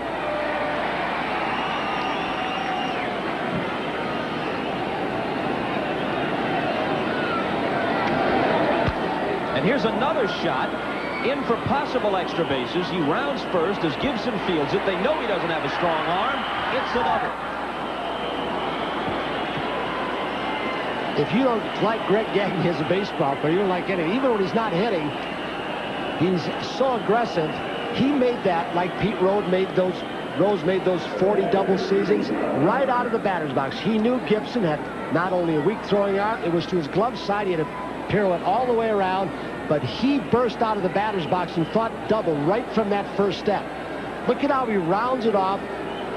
Takes up a little room going to first base so he could have a beeline from first to second. Laudner might be bunting, excuse me. Off-speed pitch bounces away from Heath, and Gagney's taken off. He's in there. He never hesitated. Oh, what a great walking lead. Didn't need a coach. He is a very impressive young player. He read that pitch out of Tanana's hand. Saw it's going to be a breaking ball from his vantage point. Saw the break. Heath did all he could. Got down, kept the glove down. He had a walking lead and just burst in there. It didn't go that far from him, but Gagney made it. Now the infield's forced in by Gagney's alert base running. Scored a wild pitch.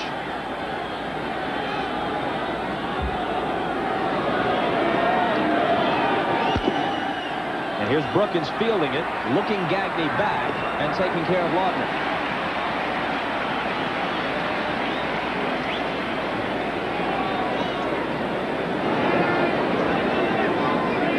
A very valuable little guy. We talked about Darnell Coles, who Sparky Anderson, when he started Coles down there, Coles had all the airs. Then he got injured, got booed a lot here, and they finally sent him off. He wasn't going to play anymore here. But last year, Sparky Anderson talked about Coles being his 5th place hitter. He drove in over 80 runs last year. But Brookins just keeps popping back up year after year, doesn't he? Infield in for Gladden. That's a strike.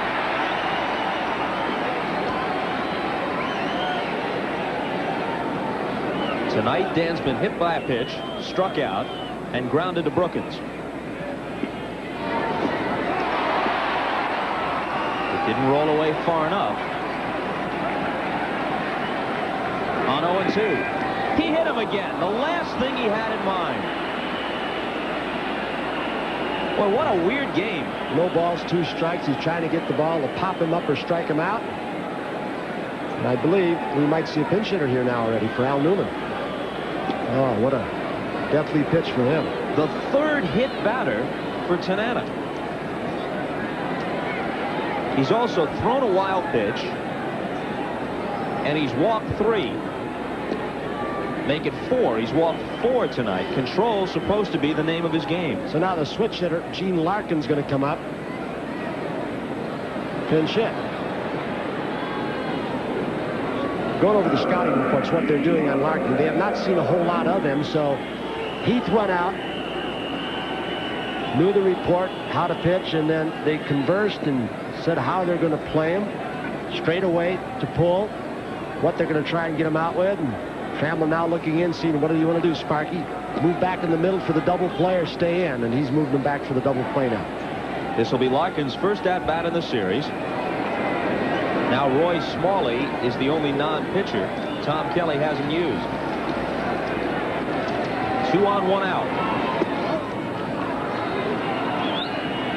I'll tell you what, Heath has really earned his keep in this series behind the plate. Remember the tough time he had with Morris in Game 2. He must have blocked a half-dozen potential wild pitches.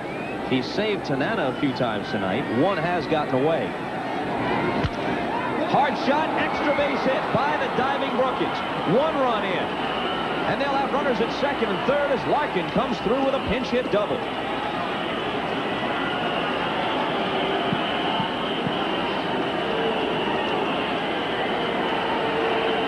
Well, he didn't take long to make his presence felt. Wonder if Sparky thought, you look at the numbers, Larkin hitting much higher from the right side than the left. He's a switch hitter. Sparky had brought Petrie in. He would have turned around, and of course from the left side would have been tougher to double him up from the right. Tanana can hold the run a little bit closer to first base, so the factors in there. Sparky decided to stay with Tanana. Didn't stay too long. We'll be back with Petrie coming on. During the regular season, batting right-handed, Larkin drove in 9 runs and 77 at-bats. He pops up as a pinch hitter for Tom Kelly, and he rifles one in the corner for a very big base hit off Tanana. Gagney scored. Gladden moved on to third, and Lombardozzi, who was going to come in anyway since Larkin had hit for Newman. Lombo comes in to pinch run, and he'll stay in the game as the second baseman. And the infield's going to have to stay in. Against Puckett, who has flied to right, homered, and singled. It's the first one to Brookins. It's a fair ball. The runner's home, and he throws him out. Not the easiest play when the ball went over the runner at third base. Tell you what, Brookins is 0 for 11 at the plate, but he has been flawless in the field. This is the kind of pitching staff you get a lot of opportunities at third. Morris's fork ball, Tanana's off-speed stuff, Terrell's sinker ball, Doyle Alexander with his off-speed pitches. Minnesota team in the first 3 games has got a lot of big 2-out base hits. Gaetti got one yesterday to right field, a drive in 2 after the intensity walked Herbeck. They've really come through in the clutch in these first 3 games with 2 outs. Gaetti 0 for 2 with a sac fly, swing and a miss. Dan Petrie won 15 or more 4 consecutive years for the Tigers between 82 and 85. With a high of 19 victories in 83, and then he went 18-8 the next year. No ball, 2-strike hit by pitch by Tanana came back to haunt him. Slow roll at Trammell. The Twins will settle for 1 as Petrie comes in and gets them out of the jam.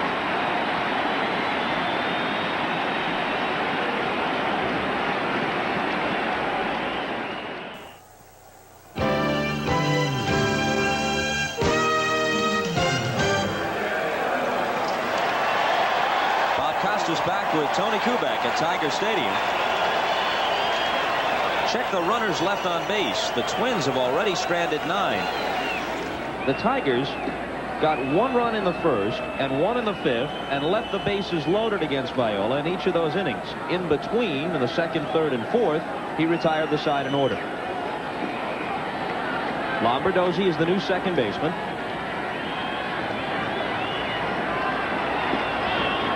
And Lemon takes a strike. And Tom Kelly has a little soft tossing going on in the bullpen. And Case, Frank Viola, Peters out on him, although he threw the first 2 pitches very, very hard.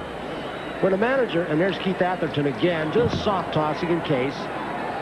He gets in trouble. He'd like to get an inning or 2 from him, and he still, I believe, would close with Reardon if it got that far.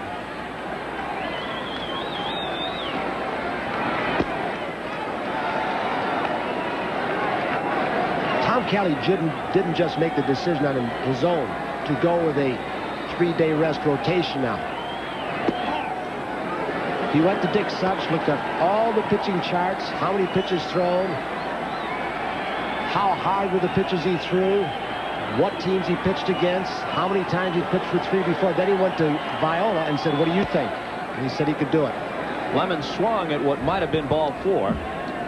If a pitcher doesn't believe in it, I don't care what you tell him. He's not going to do it. I guess it might have been ball 4 if there had been a 3-ball count before that. But since I misread it, it's 2-2. And now it's 4. That was Viola's 100th pitch. And the payoff to Lemon. Hit into center field. Puckett coming on. Won't get there. Leadoff single.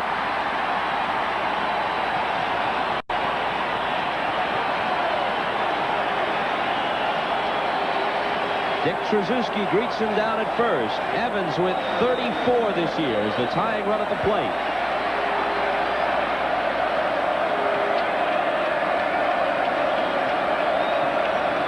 The 4 for 11 isn't a true indicator, though, with all the bases on balls he's taken to keep things going.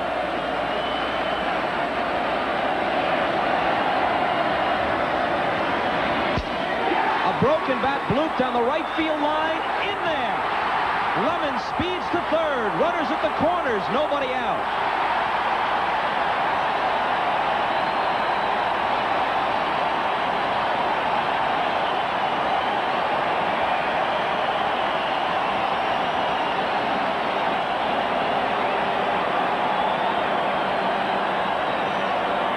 Is that it?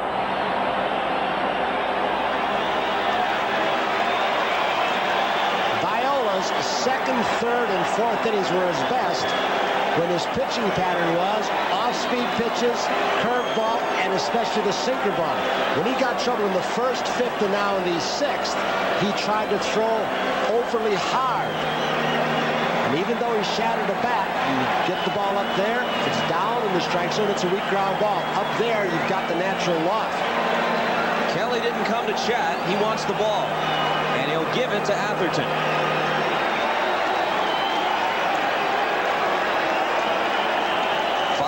Plus for Viola. More often than not, Darrell Evans takes a lot of pitches and works the pitcher. He tried to surprise Viola, jumped on the first pitch fastball, broke his bat, but he found a little hole in the right field corner. And to show you the intensity of play in League Championship Series, you watch Chet Lemon. But you know, Lemon just loves to do this. In his next life, he wants to be Greg Louganis. He dives into first. There's no play. He goes headlong into third. He's just a kid having fun.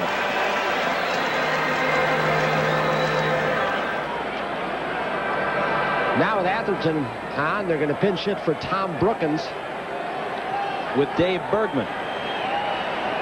Regular season, Atherton 7-5, ERA about 4.5. Walked a little too many. His home runs to innings pitched a little too high, but Tom Kelly said when he's used right, he was very effective. He found out you couldn't pitch him too many days in a row. Bergman had a sac fly as a pinch hitter in game one. Ball one high.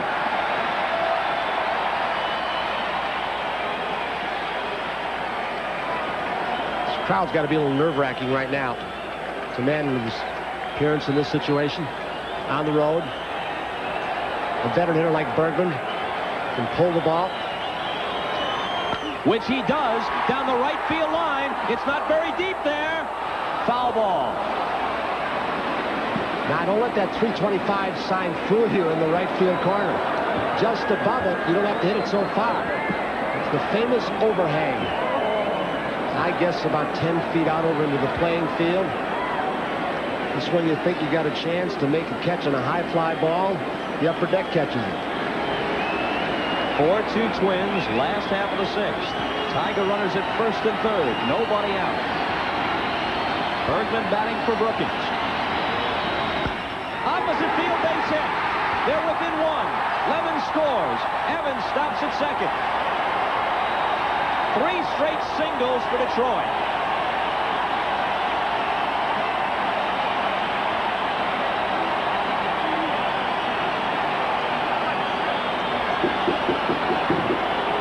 Dave hit a slider up in the strike zone, went the other way with it.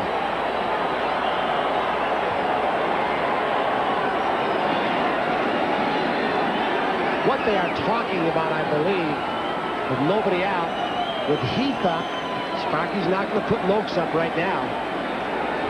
They're talking about the different possibilities of the bunt situation.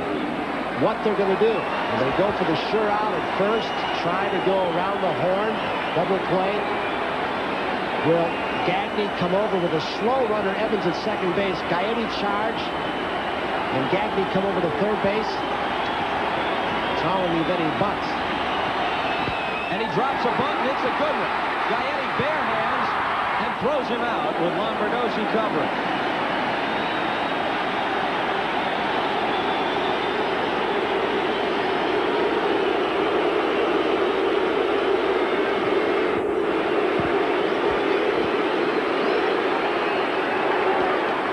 Moves the tying run to third, the go-ahead run to second with 1 out.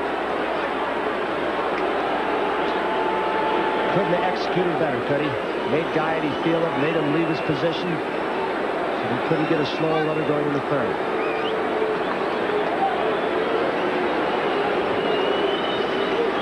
Gaetti and Herbeck will come in at the corners for Lou Whitaker.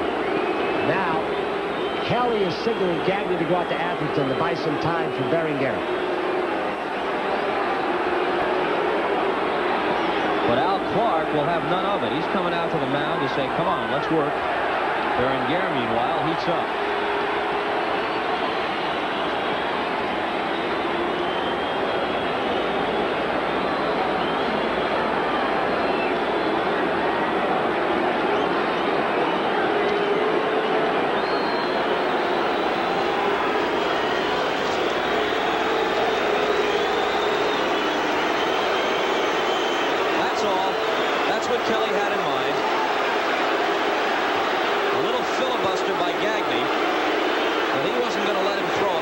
to Whitaker.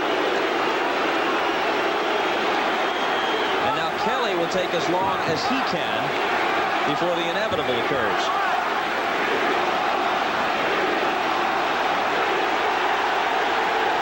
Exit Appleton. Enter Berenguer.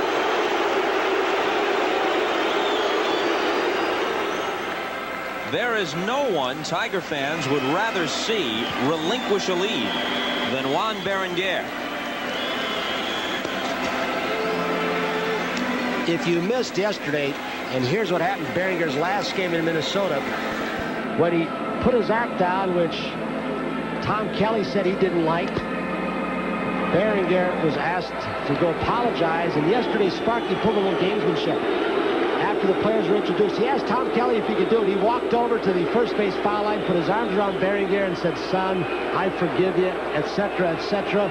But he was playing a game, knowing that in front of this crowd, Berenguer dare not do what he did in Minnesota. And he thinks it may take a little bit of his enthusiasm, maybe some of his speed away. Berenguer struck out 5 of the first 6 men he faced in this series. He could use the strikeout here. Tight at the corners. Throw to third. Out. They got Evans. Oh, and it doesn't happen often to an experienced base runner like Darrell. It was a play that was called.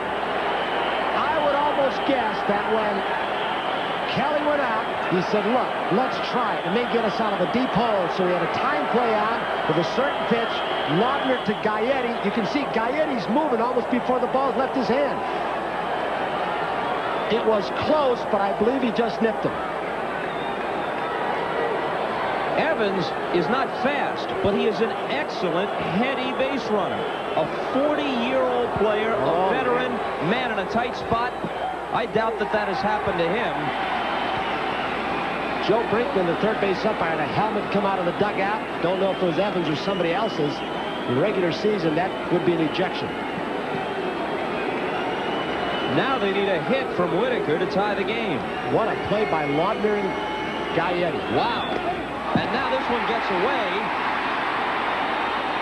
And down to third, trots Bergman. But with 2 out.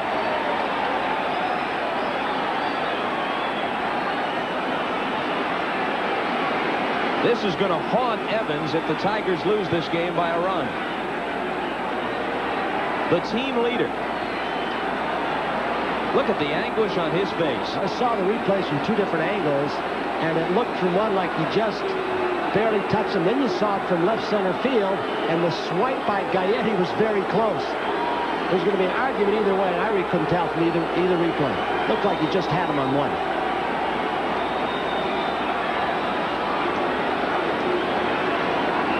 But it should never have been that close. Not in the situation here, and you should never stray, especially a veteran player, that far to make it that close. He had nothing to gain by doing so. He would be sacrificed fly territory. Whitaker now walks for the 3rd time tonight. The earlier pitches scored a wild pitch against Berenguer.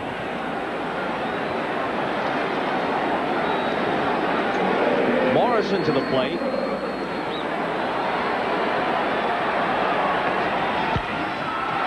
Center field, Puckett has to go back, and that does it.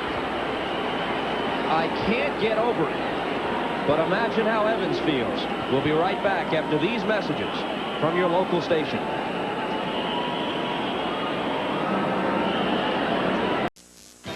Now you can enjoy all the memories of the 1987 World Series with a copy of the official World Series program.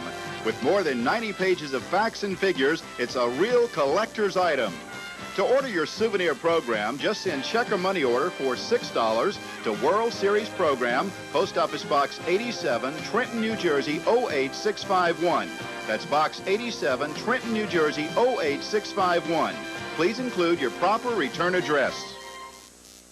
The preceding was furnished by Major League Baseball. Used to tell us that, and he was right on the play, Joe Brinkman, with a great call and a tough one. Evans has moved over to third base from first, and Bergman, who got a pinch hit, stays in the game at first base. Look at Gaetti shuffling as the ball was on its way, trying to take some little stutter steps so he could get a better angle. The snap throw from Laudner, and he just got him. See how close Brakeman was. That's a tip-off on that play, right up on the bag, so Gaetti told him, here it comes, Joe, be ready. And he got in the play in good position. Bouncer to Trammell. Easy play. And Baylor is out. Well, both Sparky and Kelly have had pinch hitters come through for them in this game. Larkin delivered a big pinch double in the 6th for the Twins. And in the bottom half of the inning, Bergman a pinch single for the Tigers. He hit for Brookins, who's out of the game, of course, and Bergman stays in at first. Evans playing in Brookins' spot now. They didn't just get that man the same way the Yankees in Boston didn't just get that man for his bat. I'm talking about Don Baylor. They got him for that crazy word presence, which he added to this team in September, even though he didn't produce a lot of runs for them like they thought he would. Brunansky 0 for 1 with a couple of walks, takes a ball. The Tigers now give something up defensively at third, with Evans in place of Brookins. 1-1. Petrie has not been the same since elbow surgery. He feels he's throwing the same as hard. He just can't get the slider to the snap as much, and basically it's been controlled.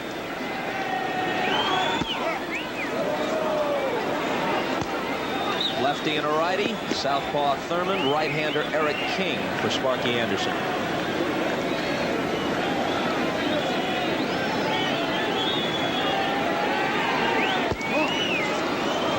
And a strike to Brunansky. When Petrie can control it, he's got one of the best sliders in the business. In a lot of years when Jack Morris got a lot of publicity, he should have, because he's won more games than anybody in the 80s, but he was always short-sighted. Or slided rather than short-sighted. Whatever. Makes sense. What would the other? Full count.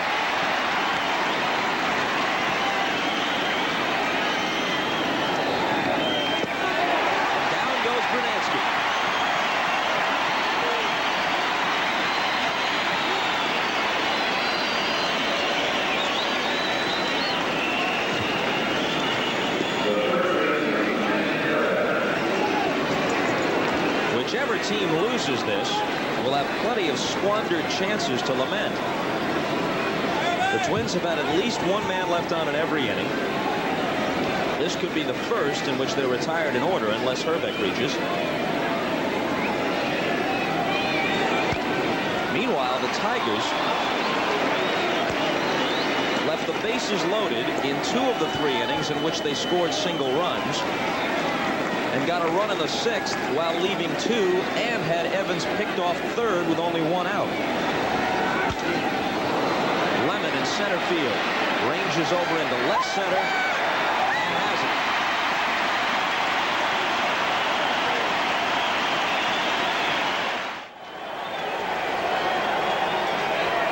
As you look at the line score, the Tigers have turned 3 potentially big innings into single run innings in some of the weirdest ways.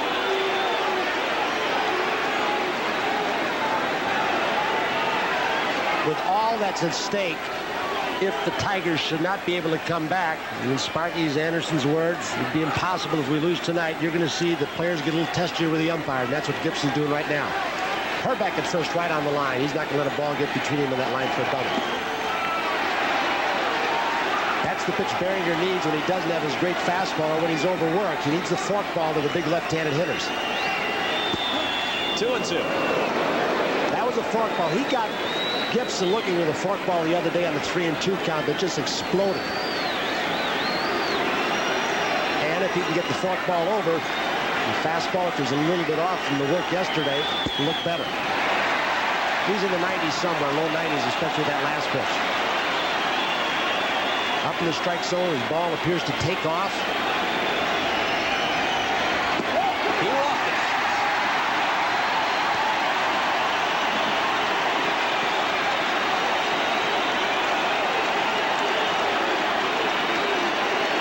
A lot of options for Sparky. Yeah, Trammell's his cleanup man, but an unusual cleanup man. A contact hitter who you can hit and run with. Gibson at first, he stole 26. He stole a couple yesterday, so his legs are well, and it's another weapon that Sparky has. I would believe that Trammell may let him go. Try and get off on the high leg kick of Berenguer. Not going. Trammell broke his bat on that one. The 0-1 pitch. Gaetti gets one. Lombardozzi turns it over to Herbeck. Lombardozzi turned it over with a lot of pressure with that speed and football talent of Gibson barreling into him. Boy, was Lombardozzi quick. And that's something you can start a movement and replace him with a defensive whiz like Lombardozzi and watch Gibby pop up, take him out, and he still turned it. Not too bad for shortstop because he's right in front of you. When you get that ball like Lombardozzi just did with your back to him, it's tough. And he just stayed relaxed, didn't plant his left foot, and fell right down on top. And he relaxed completely so he wouldn't get hurt. Turned it. Ball one. His last time up with the bases loaded and 2 out in the 5th. He hit one about as hard as you can hit a ball. Right at Gaetti to end the inning. Gagne from deep short. That'll do it. The Tigers are 6 outs away from falling behind 3-1. But they did it in the 8th yesterday. We'll be back. This telecast is presented by authority of Major League Baseball. May not be reproduced or retransmitted in any form without the express written consent of Major League Baseball. One of the game's stars, despite a first-inning error, advances to the plate. Gagne has a homer and a double the one time they retired him. He hit the ball hard to Gibson and left. He's been aggressive on the bases. He's also turned in some good plays in the field after the first-inning error, which was a tough error to have charged to him anyway. This one is picked off by Petrie. He loses his balance a little bit, but throws him out. The error that was charged to Gagne in the first was on a slow roller by Lemon, where he had to make a nearly perfect play to get him, and he threw high and pulled Herbeck off the bat. Petrie pretty much is stuck with sliders to the right-handed hitters. This scribs off the end of the bat.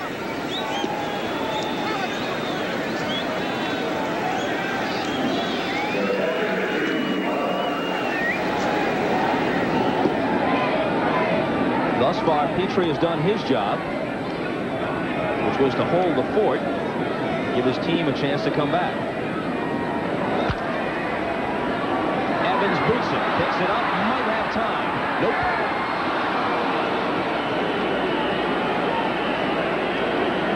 Out of position, as you mentioned earlier, and of course the arm is gone. DH some. Played first base today.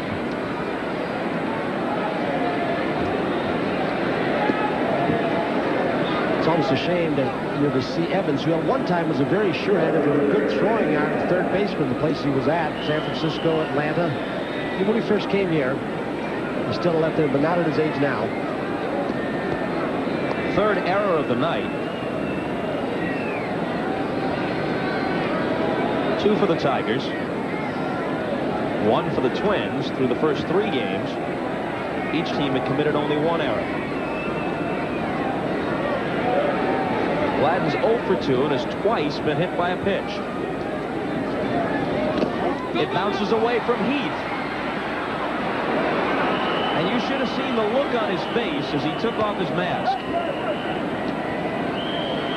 He has been down and dirty almost throughout the series. He can't save his pitchers every time.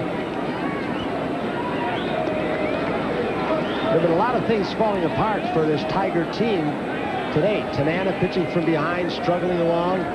Evans getting picked off the air. A couple home runs. Wild pitch now, and yet the Chavaliers have played. It shows what happens to the Minnesota Twins on the road. They just don't seem to be able to take advantage of all the base runners they've had and the mistakes the Tigers have made so far tonight. I would think, Bob, that when you have the worst road record in the game. We've won only 9 games on the road since the All-Star break. There's always something in the back of your mind as if you're waiting for something to happen. They just, for some reason, Tom Kelly can't get him over the hump on the road. To this point, he sure wish he'd find a way tonight. Slow roll to second. Whitaker will throw him out. Moving on to third is Laudner with 2 down. Lombardozzi for his first at-bat. Evans got to be careful in third. If he tries to drop the bunt out, Evans is creeping in to try and score that run.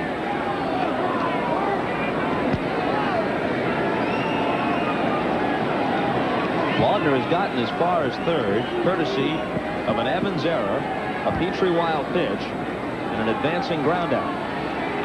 Twins don't have a hit off Petrie yet. Now they do, and there's another one. Brookins might have fielded. There was a bullet, but it just went underneath the glove.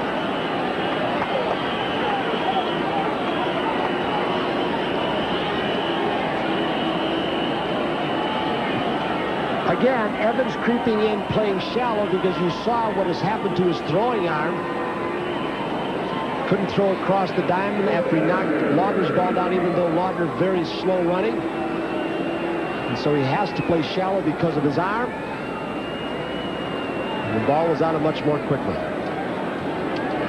It's ruled a hit, but it's a pretty safe bet that had Brookins been the third baseman, this would have been an uneventful inning. Ball 1 to Puckett. So a little breathing room for the Twins. 5-3. Up the middle, Whitaker backhands it, has to go to first, and gets Puckett. A terrific play by Whitaker. Evans is the second batter in the bottom of the 8th. A chance to atone, especially if they can put a man aboard ahead of him.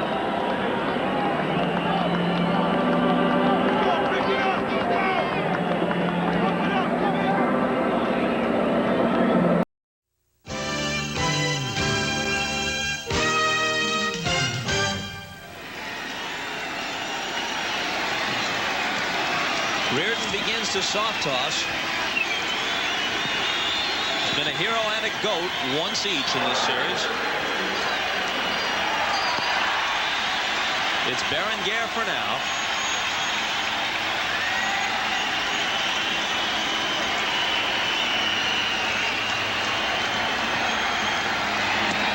Ball 1 to Lemon. We said yesterday that the Twins wouldn't be in such bad shape if they could only win 1 of 3 here.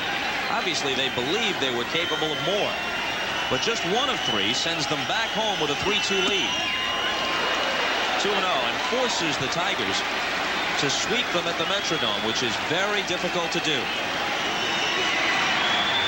3-0. Schatzinger went over 3 innings yesterday and pitched brilliantly. A pitch away from making Evans the tying run at the plate.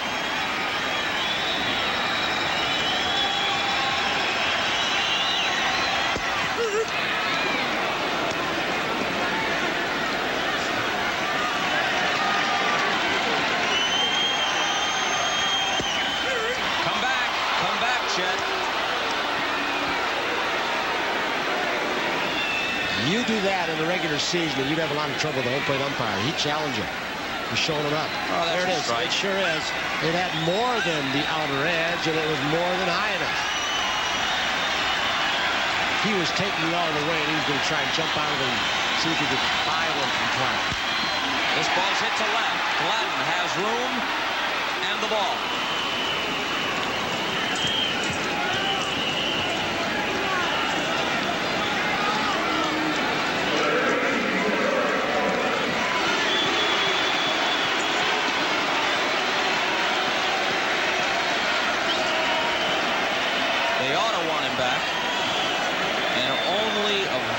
few boos greeted the announcement of Evans' name. And anybody who booed this guy in this park has a short memory and no appreciation of what a great ball player this guy has been.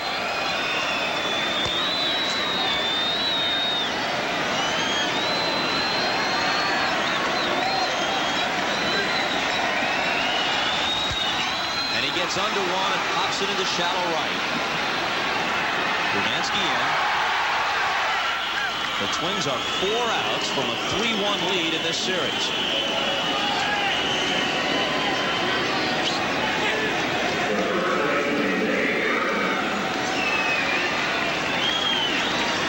Bergman's 1 for 1, a pinch single. Each time Sparky has sent him up off the bench, he's come through. A sacrifice fly in the first game, a single in this one.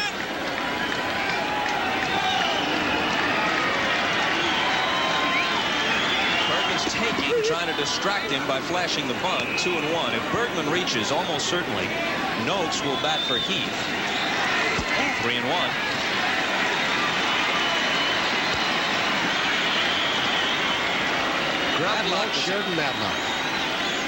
Madlock's a question mark with the swollen left hand.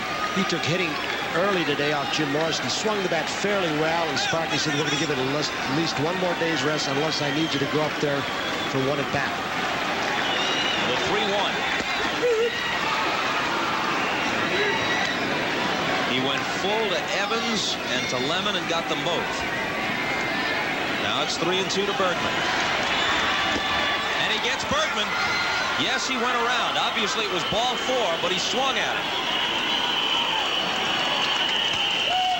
That ball really took off. It was high, which is the pitch you want to lay off, but it sailed in and just took off. Berenguer might have set it up for Reardon to come in and try and get the save in the 9th. Hardest pitch he's thrown, right there. Well. Yeah. He hopes Sparky wasn't looking.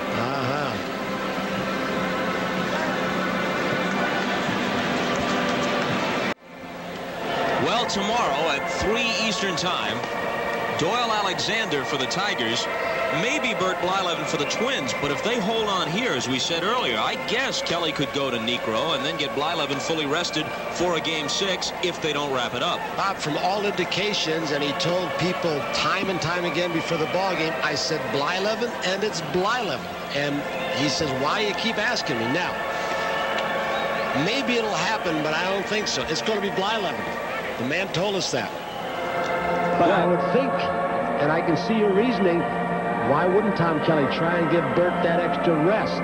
He knows he's going to have at least 2 that Sparky's going to have to win in that dome where they've got the best record in baseball. All right, sake of argument. Let's say that it is Blyleven tomorrow. And the Twins lose the game, and they go back with a 3-2 edge. And this is also assuming they win here tonight. It's all very speculative. In the 6th game, with Viola ready on 3 days rest, is it Straker or might he pitch Niekro? Straker, and then Viola if it goes 7. He could change, but if we see very adamant. He said, I just don't, we're too short. He said, I'm struggling to get a 3rd starter, Straker, let alone searching around for a 4th starter who's struggling with a knuckleball at the end, Joe Niekro. So if we see Niekro at all, it would be in relief.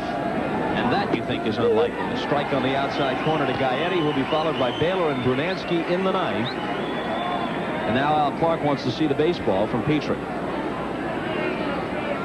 I tell you, the Twins really have no pitching depth in the starting department. Their team earned run average of 4.63 is the highest ever for a first-place team. Not just in divisional history, but since 1900. Reardon is ready. Again, like he did yesterday, he stopped loosening them up very early. Apparently, it's just the way he likes to do it. No outs in this inning. If he's coming in, he's going to be there, and then they go out and just get his 2 warm-up pitches in this cool night. Evans with another chance on the short hop. That was a good play.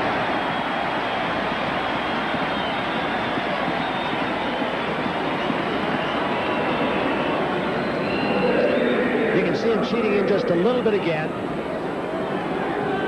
Short hop it. Gaetti topping the ball, doesn't get a good jump out of the box. You know, Gaetti, we're talking about people playing with injuries. We've mentioned Herbeck. We've mentioned some other people. But Gaetti's been playing with a little damaged hand also and trying to play right through it. It goes with playing 162 games and the endurance contest baseball's become. And as we've said repeatedly, the worst road record of any division or pennant winner ever. The highest team ERA for a winner ever. Baylor hits it softly into right. Herndon makes the catch, 2 out. If the Twins pull this off, it'll be one of baseball's biggest upsets, no doubt about it, against the team that won more games than any other in baseball this year. 13 more than the Twins did. Brunansky takes a ball. To put it in perspective, Viola, tonight's starter, with that excellent ERA of 2.90, the league's second best. They had nobody else under 4 on the entire staff.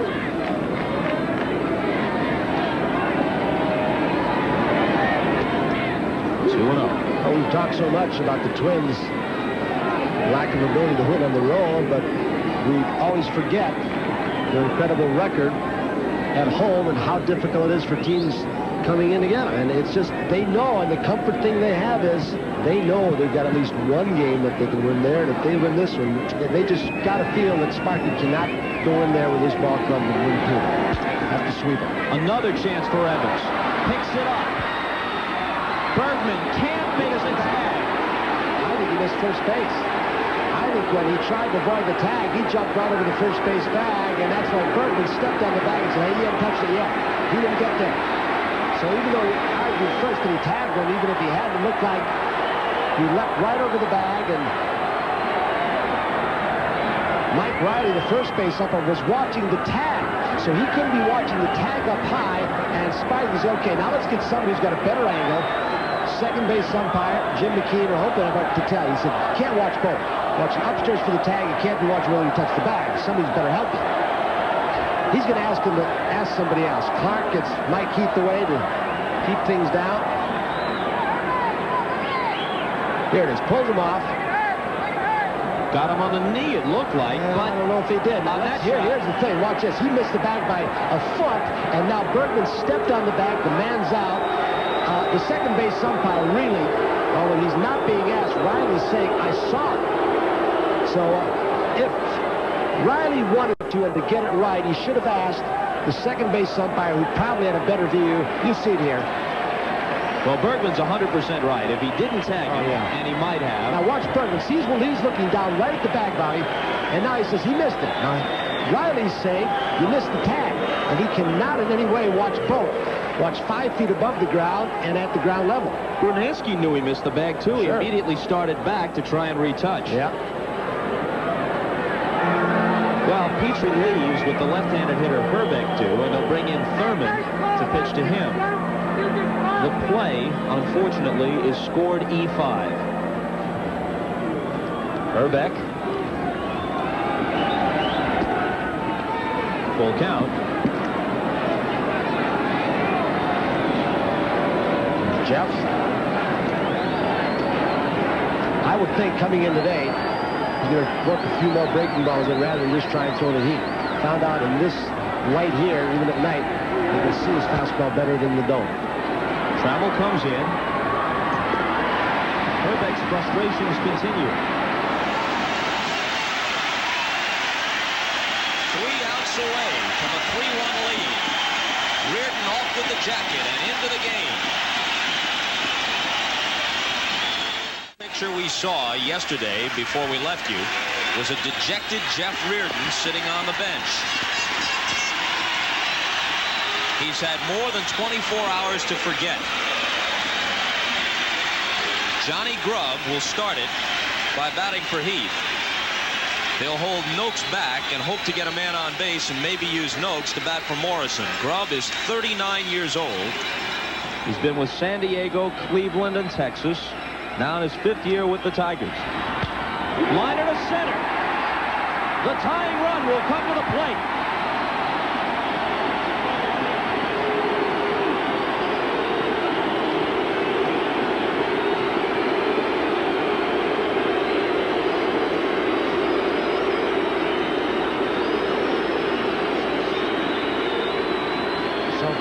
Will come on and run for Grubb. It's a different move of Sparky feeling that Grubb could either take a base on balls. Grubb had a big year last year as a DH. This year used very sparingly, so Sparky used the speed of Sheridan out at first base. And of course, as Bob said, he still has Noakes. For the moment, Morrison is on the on-deck circle. But Noakes will be ready. Whitaker tries to push a bunt. Gaetti wasn't fooled. He was breathing right down his neck. 5-3 Twins, last of the ninth. And a pop-up.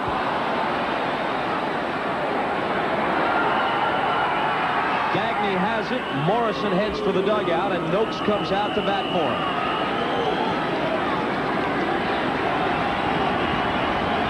Unless Noakes hits into a double play, the Tigers have 2 cracks at it with home run hitters from the left side. Gibson is next. Ball 1.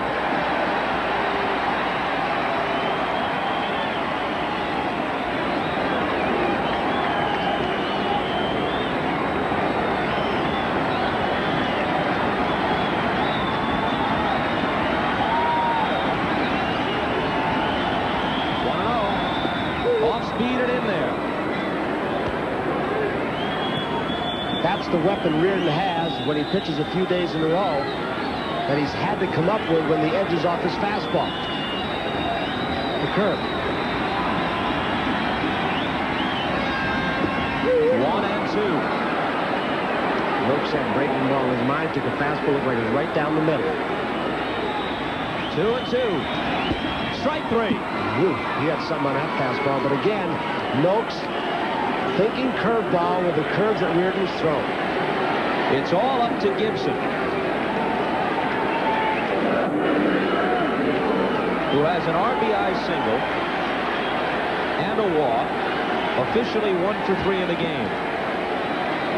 Now, if you were Kirk Gibson and sitting in the on-deck circle in the dugout and saw Reardon try and get ahead of Whitaker with breaking balls, Noakes with breaking balls, and even though he's a fastball hitter, Gibson may take one shot, look for a first pitch curveball.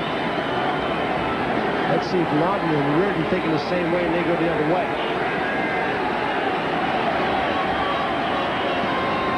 Foul back toward us. Fastball out of the strike zone. The Twins are 2 strikes from taking a stranglehold on this series. Wow. 1 strike away. It's interesting. He hadn't thrown him a curveball yet.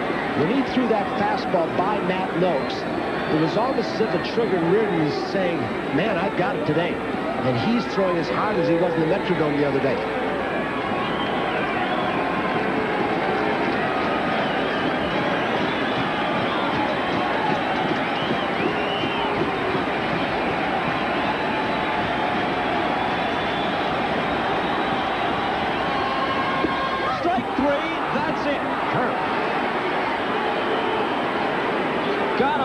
With the curveball and the life of a reliever. Yesterday he didn't. Tonight Reardon did.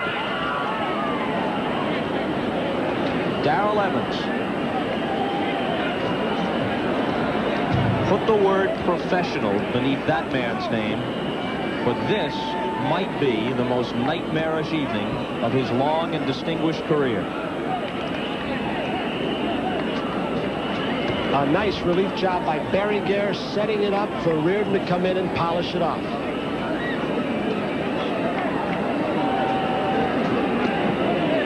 Puckett embraces Reardon. Kirby got him started with a home run tonight. The Twins have won 3 of the first 4. And we'll be back to Tiger Stadium in just a minute.